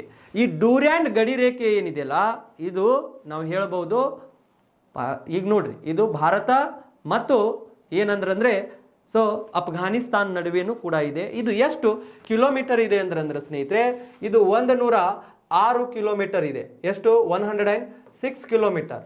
106 kilometre, 106 kilometre ಇದೆ. 106 kilometre. Please remember. State ಬುಕ್ದಲ್ಲಿ ಕೊಟ್ಟಿರ್ತಾರೆ, ಬೇರೆ ಬೇರೆ ಬುಕ್ದಲ್ಲಿ ನಿಮಗೆ ಕೊಟ್ಟಿರ್ತಾರೆ 79, 80 kilometre. You should remember that. ನೀವು ಅಪ್ಡೇಟ್ ಆಗಬೇಕಾಗತ್ತೆ, ಆ ಬುಕ್ಗಳನ್ನು ಅಪ್ಡೇಟ್ ಮಾಡಬೇಕಾಗತ್ತೆ. So home ministry department declare ಮಾಡಿದೆ 106 ಕಿಲೋಮೀಟರ್ ಇದೆ ಅಂತ. ಹೌದಾ? ಹಾಗಾದರೆ ಅಫ್ಘಾನಿಸ್ತಾನ್ ದೇಶವು ಭಾರತದೊಂದಿಗೆ ಅತಿ ಕಡಿಮೆ ಗಡಿಯನ್ನು ಹೊಂದಿರುವಂಥ ದೇಶ, ಅತ್ಯಂತ ಚಿಕ್ಕ ಗಡಿಯನ್ನು ಹೊಂದಿರುವಂಥ ದೇಶ ಯಾವುದು? ಸೊ ನಾವು ಹೇಳ್ಬೋದು ಯಾವುದು ಹೊಂದಿದೆ ಇಲ್ಲಿ ನಮಗಂದ್ರೆ, ಇದು 106 ಕಿಲೋಮೀಟರ್ ಏನಿದೆಯಲ್ಲ ಸ್ನೇಹಿತರೆ, ಇದು ಅತಿ ಚಿಕ್ಕ ಗಡಿ. ಯಾರೊಂದಿಗೆ? ಭಾರತದೊಂದಿಗೆ. ಯಾವ ದೇಶದ್ದು? ಅಫ್ಘಾನಿಸ್ತಾನ್ ದೇಶದ್ದು. ಹಾಗಾಗಿ ಇದನ್ನು ನೀವು ನೆನಪಿಟ್ಕೋಬೇಕಾಗತ್ತೆ, ಡ್ಯೂರ್ಯಾಂಡ್ ರೇಖೆ. ನಿಮಗೆ ಕೆಲವು ಸತಿ ಕ್ವಶನ್ಸ್ ಕೇಳ್ತಾರೆ, ಹಾಗಾದರೆ ಈ ಅಫ್ಘಾನಿಸ್ತಾನ್ ದೇಶ ಏನಿದೆಯಲ್ಲ ಭಾರತದೊಂದಿಗೆ ಬರೀ ಭೂಗಡಿಯನ್ನು ಮಾತ್ರ ಹೊಂದಿದೆ. ಯಾವ ಗಡಿ? ಭೂಗಡಿ ಮಾತ್ರ ಹೊಂದಿದೆ ಸ್ನೇಹಿತರೆ. ಯಾಕಂದರೆ ಇಲ್ಲಿ ಯಾವುದೇ ಜಲಭಾಗ ಇಲ್ಲ, ಬರೀ ಭೂಭಾಗ ಇದೆ. ಹಾಗಾಗಿ ಭೂಗಡಿ ಮಾತ್ರ ಹೊಂದಿರುವಂಥ ದೇಶ ಯಾವುದಿದೆ ಅಂದ್ರೆ ನಮಗೆ ಅಫ್ಘಾನಿಸ್ತಾನ್ ಭಾರತದೊಂದಿಗೆ ಭೂಗಡಿ ಮಾತ್ರ ಹೊಂದಿರುವಂಥ ದೇಶ. ಹಾಗಾದರೆ ಭಾರತದ ಯಾವ ಒಂದು ರಾಜ್ಯವು ಅಥವಾ ಕೇಂದ್ರಾಡಳಿತ ಪ್ರದೇಶದೊಂದಿಗೆ ಗಡಿ ಹೊಂದಿದೆ? ಕೇಂದ್ರಾಡಳಿತ ಪ್ರದೇಶದೊಂದಿಗೆ ಗಡಿ ಹೊಂದಿದೆ. ಎದರ ಜೊತೆಗೆ? ಲಡಾಖ್ ಜೊತೆಗೆ. ಈ ಲಡಾಖ್ ಅನ್ನುವಂಥ ಕೇಂದ್ರಾಡಳಿತ ಪ್ರದೇಶದೊಂದಿಗೆ ಭಾರತವು ಏನಂದ್ರೆ ಭಾರತದ ಕೇಂದ್ರಾಡಳಿತ ಪ್ರದೇಶ ಏನಿದೆಯಲ್ಲ ಸ್ನೇಹಿತರೆ, ಅದರೊಂದಿಗೆ ಇದು ಗಡಿ ಹೊಂದಿದೆ. ಯಾವುದು? ಅಫ್ಘಾನಿಸ್ತಾನ. ಒಂದೇ ಒಂದು ಯಾವುದು? ಲಡಾಖ್ ಒಂದಿಗೆ. ಅದನ್ನು ನೀವು ನೆನ್ಪಿಟ್ಕೋಬೇಕು. ನೆಕ್ಸ್ಟ್ ನಿಮಗೆ ಕ್ವಶನ್ಸ್ ಕೇಳ್ಬೋದು. ಇಲ್ಲಿ ಏನು ಕ್ವಶನ್ಸ್ ಕೇಳ್ತಾರೆ ಅಂದ್ರೆ ನಮಗೆ ಪಾಕಿಸ್ತಾನ್ ದೇಶ ಮತ್ತು ಈ ಅಫ್ಘಾನಿಸ್ತಾನ್ ದೇಶದ ನಡುವೆ ಏನು ರೇಖೆ ಕಂಡು ಬರ್ತಿತ್ಲ ಅದಕ್ಕೆ ಏನೆಂದು ಕರೆಯುತ್ತಾರೆ ಅಂತ ಹೇಳ್ತಾರೆ. ಇದೇ ರೇಖೆ ಹೋಗಿದೆ ನೋಡ್ರಿ ಸ್ನೇಹಿತರೆ, ಎಲ್ಲಿಂದ ಇದೇ ರೇಖೆ ಹೋಗಿದೆ ನೋಡ್ರಿ ಅಫ್ಘಾನಿಸ್ತಾನದು ಈ ರೀತಿ. ಹಾಗಾದ್ರೆ ಆ ರೇಖೆಗೆ ಏನೆಂದು ಕರೆಯುತ್ತಾರೆ? ಎಲ್ಲಿ? ಪಾಕಿಸ್ತಾನ್ ಮತ್ತು ಅಫ್ಘಾನಿಸ್ತಾನ್ ನಡುವೆ ಇರುವಂಥ ರೇಖೆಗೂ ಕೂಡ ಡ್ಯೂರ್ಯಾಂಡ್ ರೇಖೆ ಅಂತ ಕರೀತಾರೆ. ಯಾವುದು? ಡ್ಯೂರ್ಯಾಂಡ್. ಕೆಲವೊಂದು ಸರ್ತಿ ಕ್ವಶನ್ಸ್ ಕೇಳಿಬಿಡ್ತಾರೆ. ಪಾಕಿಸ್ತಾನ್ ಮತ್ತು ಅಫ್ಘಾನಿಸ್ತಾನದ ನಡುವೆ ಇರುವಂಥ ರೇಖೆಗೆ ಏನೆಂದು ಕರೆಯುತ್ತಾರೆ? ಡ್ಯೂರ್ಯಾಂಡ್ ರೇಖೆ. Please remember. Got the point? ಇಷ್ಟು ನಿಮಗೆ ಈ ಕಡೆಗೆ ಭಾಗದ ರೇಖೆಗಳು ಗೊತ್ತಾಗಿದೆ ಅಂತ ನಾನು ಭಾವಿಸ್ತೀನಿ ಸ್ನೇಹಿತರೆ. ನೀವು ಇದನ್ನು ಅತಿ ಕಡಿಮೆ ಗಡಿ ಹೊಂದಿರುವಂಥ ದೇಶನೂ ಕೂಡ ನೀವು ನೆನ್ಪಿಟ್ಕೋಬೇಕು, ಅದು ಅಫ್ಘಾನಿಸ್ತಾನ್. ನೆಕ್ಸ್ಟು ಈ ಕಡೆ ನಾವು ಬಂದಾಗ, ಈ ಕಡೆಗೆ ಬನ್ನಿ ಸ್ನೇಹಿತರೆ. ಈ ಕಡೆಗೆ ಬಂದಾಗ ನಮಗೆ ಇಲ್ಲಿ ಚೀನಾ ಇದೆ ನೋಡ್ರಿ. ಯಾವುದು? ಚೀನಾ. ಹಾಗಾದರೆ ನೆಕ್ಸ್ಟು ಇಲ್ಲಿ ನಮಗೆ ಭಾರತ ಇದೆ. ಭಾರತ ನಾವು ನೋಡಿದಾಗ ಇಲ್ಲಿ ಭಾರತ ಮತ್ತು ಚೀನಾದ ನಡುವೆ ಇಲ್ಲಿ ನೋಡ್ರಿ, ಇಲ್ಲಿ ಭಾರತ ಮತ್ತು ನಾವು ಚೀನಾ ಈ ಭಾಗದಲ್ಲಿ ಇಲ್ಲಿವರೆಗೆ ಮಾತ್ರ. ಇಲ್ಲಿ ಈ ಭಾಗದಲ್ಲಿ ಒಂದು ಸ್ವಲ್ಪ ನೋಡಿ, ಎಲ್ಲಿ ಅಂದ್ರೆ ನಾವು ಒಂದು ಸ್ವಲ್ಪ ಅಬ್ಸರ್ವೇಷನ್ ಮಾಡಿ ಸ್ನೇಹಿತರೆ. ಈ ಭಾಗದಲ್ಲಿ ಇಲ್ಲಿದೆ ಚೀನಾ ಮತ್ತು ಭಾರತ. ಹಾಗಾದರೆ ಚೀನಾ ಯಾವ್ಯಾವ ಇದರ ಜೊತೆಗೆ ಗಡಿ ಹೊಂದಿದೆ ನೋಡ್ರಿ. ಇಲ್ಲಿ ನಮಗೆ ಲಡಾಖ್ ಜೊತೆಗೆ ಇದೆ ಇದರ ಗಡಿ, ಲಡಾಖ್. ಆಮೇಲೆ ಹಿಮಾಚಲ ಪ್ರದೇಶ ಸ್ನೇಹಿತರೆ. ಯಾವುದು? ಹಿಮಾಚಲ. ಯಾವ ಪ್ರದೇಶ ಇದೆ? ಹಿಮಾಚಲನೂ ಕೂಡ ಇದೆ. ಯಾವುದಿದೆ? ಹಿಮಾಚಲ. ಯಾವುದು ಪ್ರದೇಶ ಇದೆ? ಹಿಮಾಚಲ. ಈ ಭಾಗದಲ್ಲಿ ನಮಗೆ ಹಿಮಾಚಲ. ಆಮೇಲೆ ಉತ್ತರಾಖಂಡ ಜೊತೆಗೆ ಗಡಿ ಇದೆ. ಯು ಬರಿತೀನಿ ನೋಡ್ರಿ, ಉತ್ತರಾಖಂಡ. ಆಮೇಲೆ ನೆಕ್ಸ್ಟ್ ಅಲ್ಲಿಂದ ಬಂದೇವು ಅಂದ್ರೆ ಇಲ್ಲಿ ಸಿಕ್ಕಿಂ ಜೊತೆಗೆ ಸ್ವಲ್ಪ ಗಡಿ ಇದೆ ನೋಡ್ರಿ. ಯಾರ ಜೊತೆ? ಸಿಕ್ಕಿಂ. ಯಾರ್ಯಾರ ಜೊತೆ ಗಡಿ ಇದೆ ನೋಡ್ರಿ? ಉತ್ತರಾಖಂಡ, ಹಿಮಾಚಲ ಪ್ರದೇಶ್. ನೆಕ್ಸ್ಟು ಇಲ್ಲಿದಿಂದ ಅರುಣಾಚಲ ಪ್ರದೇಶ ಜೊತೆಗೇನು ಇದೆ ನೋಡ್ರಿ. ಎದರ ಜೊತೆಗೆ? ಅರುಣಾಚಲ ಪ್ರದೇಶ. ಇಲ್ಲಿ ಈ ಭಾಗದಲ್ಲಿನೂ ಗಡಿ ಇದೆ ಎದರದು, ಇಲ್ಲಿನೂ ಗಡಿ ಇದೆ. ಇಷ್ಟು ರಾಜ್ಯಗಳೊಂದಿಗೆ ಏನಿದಾವಂದ್ರೆ ಗಡಿ, ಒಂದು ಕೇಂದ್ರಾಡಳಿತ ಪ್ರದೇಶ. ಸರಿಯಾಗಿ ನೋಡ್ರಿ, ಚೀನಾದು ಯಾರ್ಯಾರೊಂದಿಗೆ ಗಡಿ ಇದೆ ಅಂದ್ರೆ ಲಡಾಖ್, ಹಿಮಾಚಲ ಪ್ರದೇಶ್, ಉತ್ತರಾಖಂಡ, ಆಮೇಲೆ ಸಿಕ್ಕಿಂ, ಆಮೇಲೆ ಅರುಣಾಚಲ ಪ್ರದೇಶ ಸ್ನೇಹಿತರೆ. ಯಾವುದು? ಅರುಣಾಚಲ ಪ್ರದೇಶ್. ಇದನ್ನು ನೀವು ಭಾಳ ಚೆನ್ನಾಗಿ ಒಂದು ಸ್ವಲ್ಪ ನೆನ್ಪಿಟ್ಕೋಬೇಕಾಗತ್ತೆ. ಪ್ಲೀಸ್ ರಿಮೆಂಬರ್, ಲಡಾಖ್ ಜೊತೆ ಇದೆ ಹಿಮಾಚಲ ಪ್ರದೇಶ್, ಉತ್ತರಾಖಂಡ, ನೆಕ್ಸ್ಟು ಸಿಕ್ಕಿಂ, ನೆಕ್ಸ್ಟು ಅರುಣಾಚಲ ಪ್ರದೇಶ್. ಇಲ್ಲಿವರೆಗೆ ಗಡಿ ಇದೆ ನೋಡ್ರಿ. ಹಾಗಾದರೆ ಈ ದೇಶ ಮತ್ತು ಭಾರತ ದೇಶ, ಚೀನಾ ಮತ್ತು ಭಾರತ ದೇಶದ ನಡುವೆ ಇರುವಂಥ ರೇಖೆಗೆ ನಾವು ಮ್ಯಾಕ್ಮೋಹನ್ ರೇಖೆ ಅಂತ ಕರಿತೇವೆ. ಯಾವ ರೇಖೆ ಇದು? ಮ್ಯಾಕ್ಮೋಹನ್. ಯಾವುದು? ಮ್ಯಾಕ್ಮೋಹನ್ ಅಂತ ಕರಿತೇವೆ ಸ್ನೇಹಿತರೆ. McMahon line. ಮ್ಯಾಕ್ಮೋಹನ್ ಯಾರ್ಯಾರ ನಡ್ಬಾರಕ? ಚೀನಾ ಮತ್ತು ಭಾರತ ದೇಶ. ಚೀನಾ ಮತ್ತು ಭಾರತ ದೇಶದ ನಡುವೆ ಇರುವಂಥ ರೇಖೆಗೆ ನಾವು ಏನಂತ ಕರೆದೇವು ಅಂದರೆ ಮ್ಯಾಕ್ಮೋಹನ್. ಇದನ್ನು ಕೂಡ ಭೂಗಡಿಯನ್ನು ಹೊಂದಿರುವಂಥ ದೇಶ. ಯಾವ ಗಡಿ? ಬರೀ ಭೂಗಡಿ, ಇಲ್ಲಿ ಯಾವುದು ಜಲಭಾಗ ಇಲ್ಲ. ಹೌದಾ? ನಿಮ್ಮ ಕ್ವಶನ್ ಕೇಳ್ತಾರೆ, ಮ್ಯಾಕ್ಮೋಹನ್ ರೇಖೆ ಯಾವ ಎರಡು ದೇಶಗಳ ನಡುವೆ ಕಂಡು ಬರುತ್ತದೆ? Number of time they asked questions. ಹೌದಾ? ಸಿವಿಲ್ PSIದಲ್ಲಿನೂ ಕೇಳಿದ್ದಾರೆ, PC ಒಳಗೂ ಕೇಳಿದ್ದಾರೆ, ಆಮೇಲೆ FDA SDದಲ್ಲಿನೂ ಕೇಳಿದ್ದಾರೆ ಸ್ನೇಹಿತರೆ. ಮತ್ತೆ ಇಲ್ಲಿ ಯಾವ್ಯಾವ ರಾಜ್ಯಗಳು ಇದಾವೆ ನೋಡ್ರಿ. Uttarakhand, Himachal Pradesh, next Sikkim, next Arunachal Pradesh. ಇವುಗಳೊಂದಿಗೆ ಇದರ ಗಡಿ ಕಂಡು ಬರುತ್ತೆ. ಇದನ್ನು ನೀವು ನೆನ್ಪಿಟ್ಕೋಬೇಕು. ನಾನು ಯಾಕೆ ಈ ರಾಜ್ಯಗಳನ್ನು ಹೇಳ್ತಾ ಇದ್ದೀನಿ ಅಂದ್ರೆ ನೆಕ್ಸ್ಟ್ ಸ್ಟೆಪ್ದಲ್ಲಿ ನಿಮಗೆ ಬರುವಂಥ ದಿನದಲ್ಲಿ ಎಲ್ಲರಿಗೂ ಗಡಿಗಳು ಗೊತ್ತಿದ್ದಾವೆ, ರಾಜ್ಯಗಳನ್ನು ಹಾಕಿ ಕ್ವಶನ್ಸ್ ಕೇಳ್ತಾರೆ ಸ್ನೇಹಿತರೆ. ಅದಕ್ಕೆ ನೀವು ಅದನ್ನು ನೆನ್ಪಿಟ್ಕೋಬೇಕಾಗತ್ತೆ. ಓಕೆ, ನೆಕ್ಸ್ಟು ಇಲ್ಲಿ ನಮಗೆ ಈ ಚೀನಾ ದೇಶವು ಭಾರತದೊಂದಿಗೆ ಯಾವ ಗಡಿ ಮಾತ್ರ ಹೊಂದಿದೆ? ಭೂಗಡಿ ಮಾತ್ರ ಹೊಂದಿದೆ. ನೆಕ್ಸ್ಟ್ ಇಲ್ಲಿದಿಂದ ನಮಗೆ ಮುಂದೆ ಬಂದಾಗ ಸ್ನೇಹಿತರೆ ಇಲ್ಲಿ ಇದೇ ಭಾಗದಲ್ಲಿ ನಾವು ನೋಡಿದಾಗ ಇಲ್ಲಿ ನಮಗೆ ನೇಪಾಳದನ್ನು ಕೂಡ ಭಾರತದೊಂದಿಗೆ ಗಡಿ ಇದೆ. ಇದು ಮುಕ್ತ ಗಡಿ ನಾವು ಅಂತ ಕರಿತೇವೆ. ಯಾವುದು? ನೇಪಾಳ. ಹಾಗಾದರೆ ಈ ನೇಪಾಳ ಭಾರತದೊಂದಿಗೆ ಮುಕ್ತ ಗಡಿ ಅದಕ್ಕೆ ಕರಿತೇವೆ ನಾವು. ಮುಕ್ತ ಗಡಿ ಯಾವುದು? ನೇಪಾಳ ದೇಶದ್ದು ಈ ಭಾಗದಲ್ಲಿ ಇದೆ ನೋಡ್ರಿ, ಈ ಭಾಗದಲ್ಲಿ. ಹಾಗಾದರೆ ಇಲ್ಲಿ ನೇಪಾಳ ಯಾರ್ಯಾರೊಂದಿಗೆ ಗಡಿ ಹೊಂದಿದೆ ನೋಡ್ರಿ?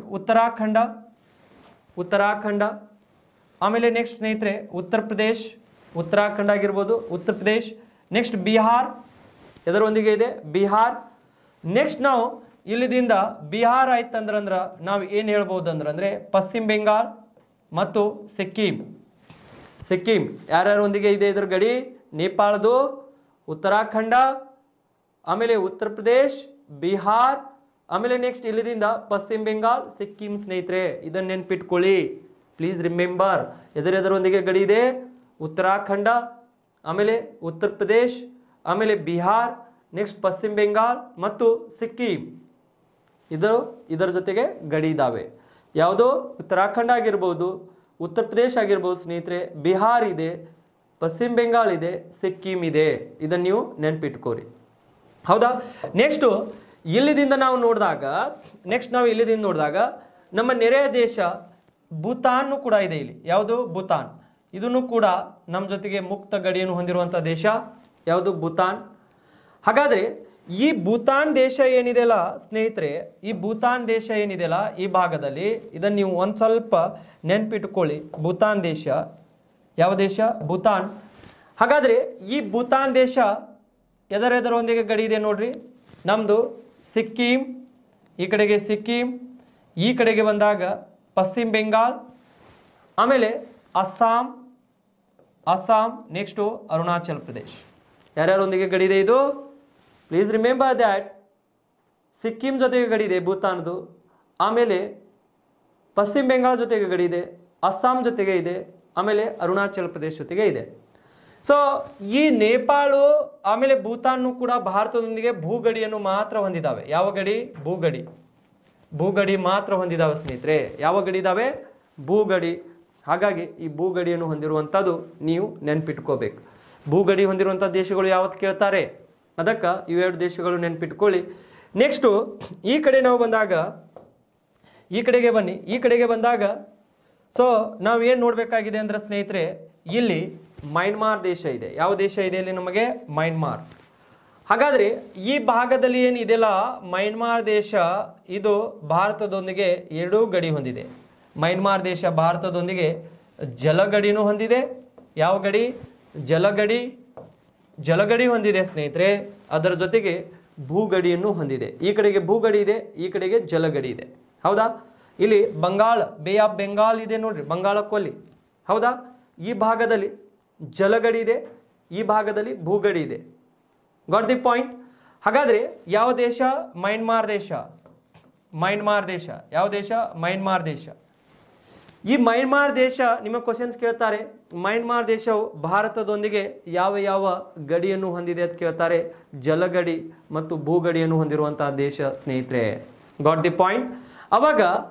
ಹಾಗಾದರೆ ಈ ಮಯನ್ಮಾರ್ ದೇಶ ಯಾವ್ಯಾವ ನಮ್ಮ ರಾಜ್ಯಗಳೊಂದಿಗೆ ಗಡಿಯನ್ನು ಹೊಂದಿದೆ ನೋಡ್ರಿ. ಇದನ್ನು ನಾವು ನೋಡಿದಾಗ ಇದು ನಮ್ಮದು ಅರುಣಾಚಲ ಪ್ರದೇಶ ಸ್ನೇಹಿತರೆ. ಅರುಣಾಚಲ ಪ್ರದೇಶ್ ಯಾವುದು? ಅರುಣಾಚಲ ಪ್ರದೇಶದೊಂದಿಗೆ ಇದರ ಗಡಿ ಇದೆ. ನಾಗಾಲ್ಯಾಂಡ್ ಜೊತೆಗೆ ಇದರ ಗಡಿ ಇದೆ. ಎದರ ಜೊತೆಗೆ?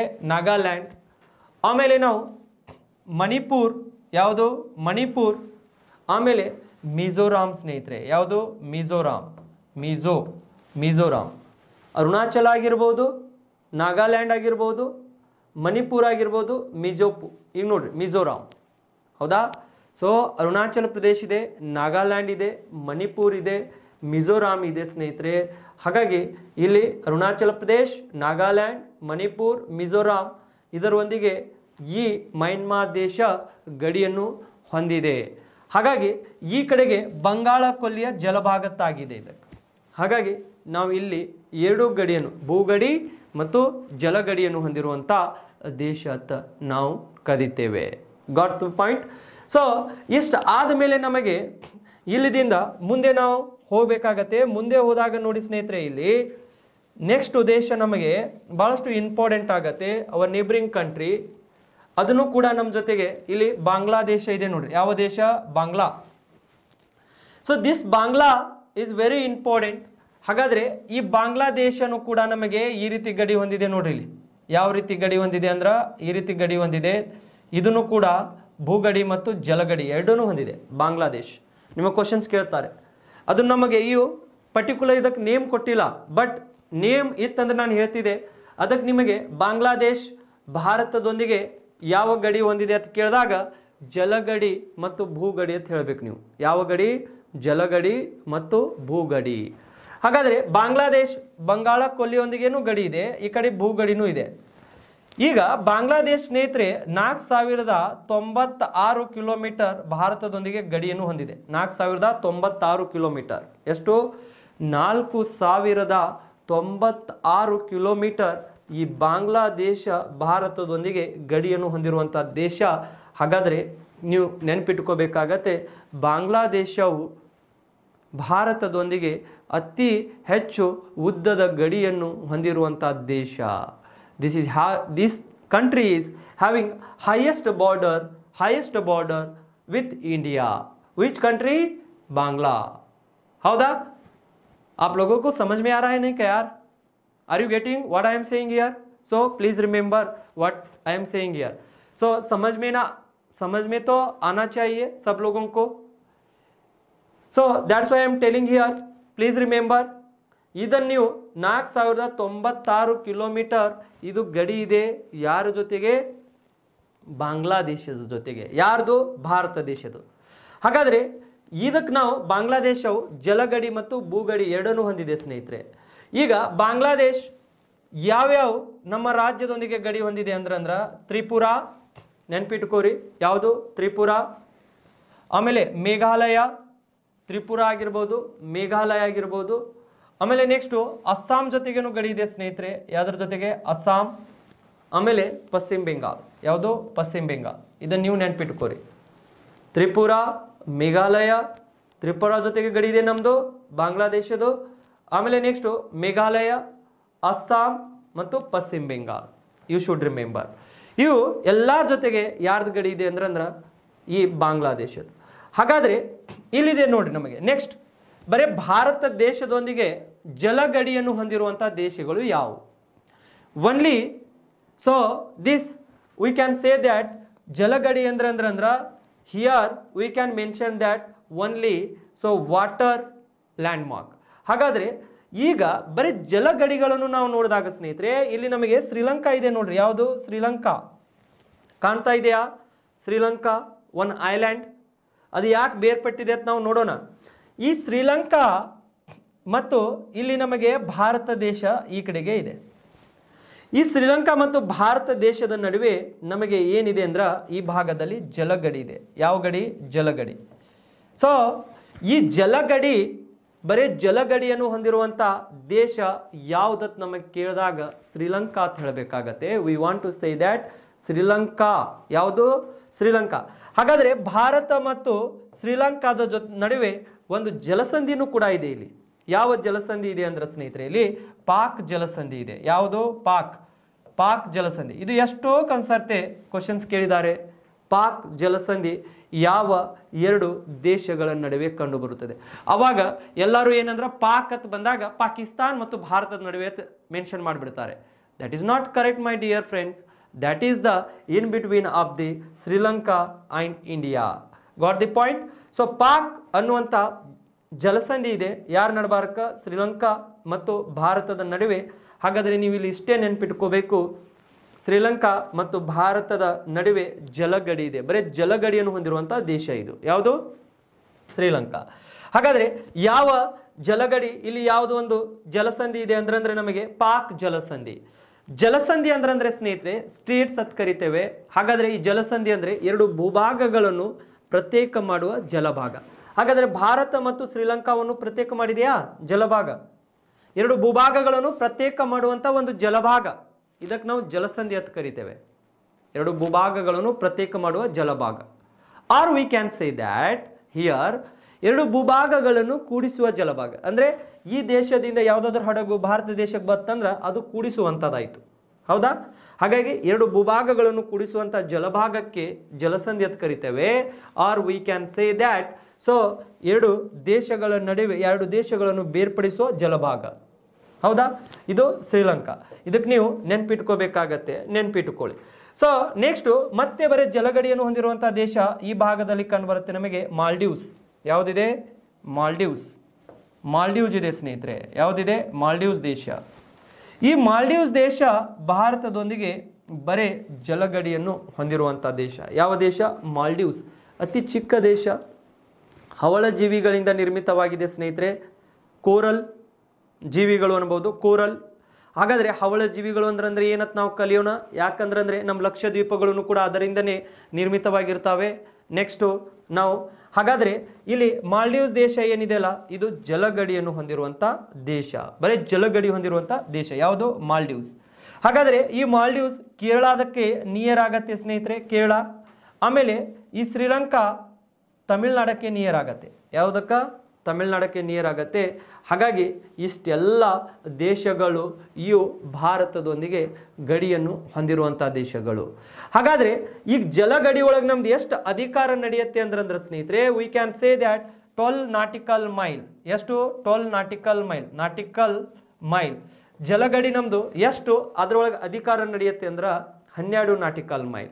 12 ನಾಟಿಕಲ್ ಮೈಲ್ ಅಂದ್ರೆ 1 nautical mile is equal to 1 nautical mile is equal to we can say that 1.85 kilometre ತನಕ ನಮಗೆ ಕಂಡು ಬರುತ್ತೆ. ಅಂದರೆ approximately V can say that 2 kilometre ಅಂತ ನಾವು ಹೇಳ್ಬೋದು.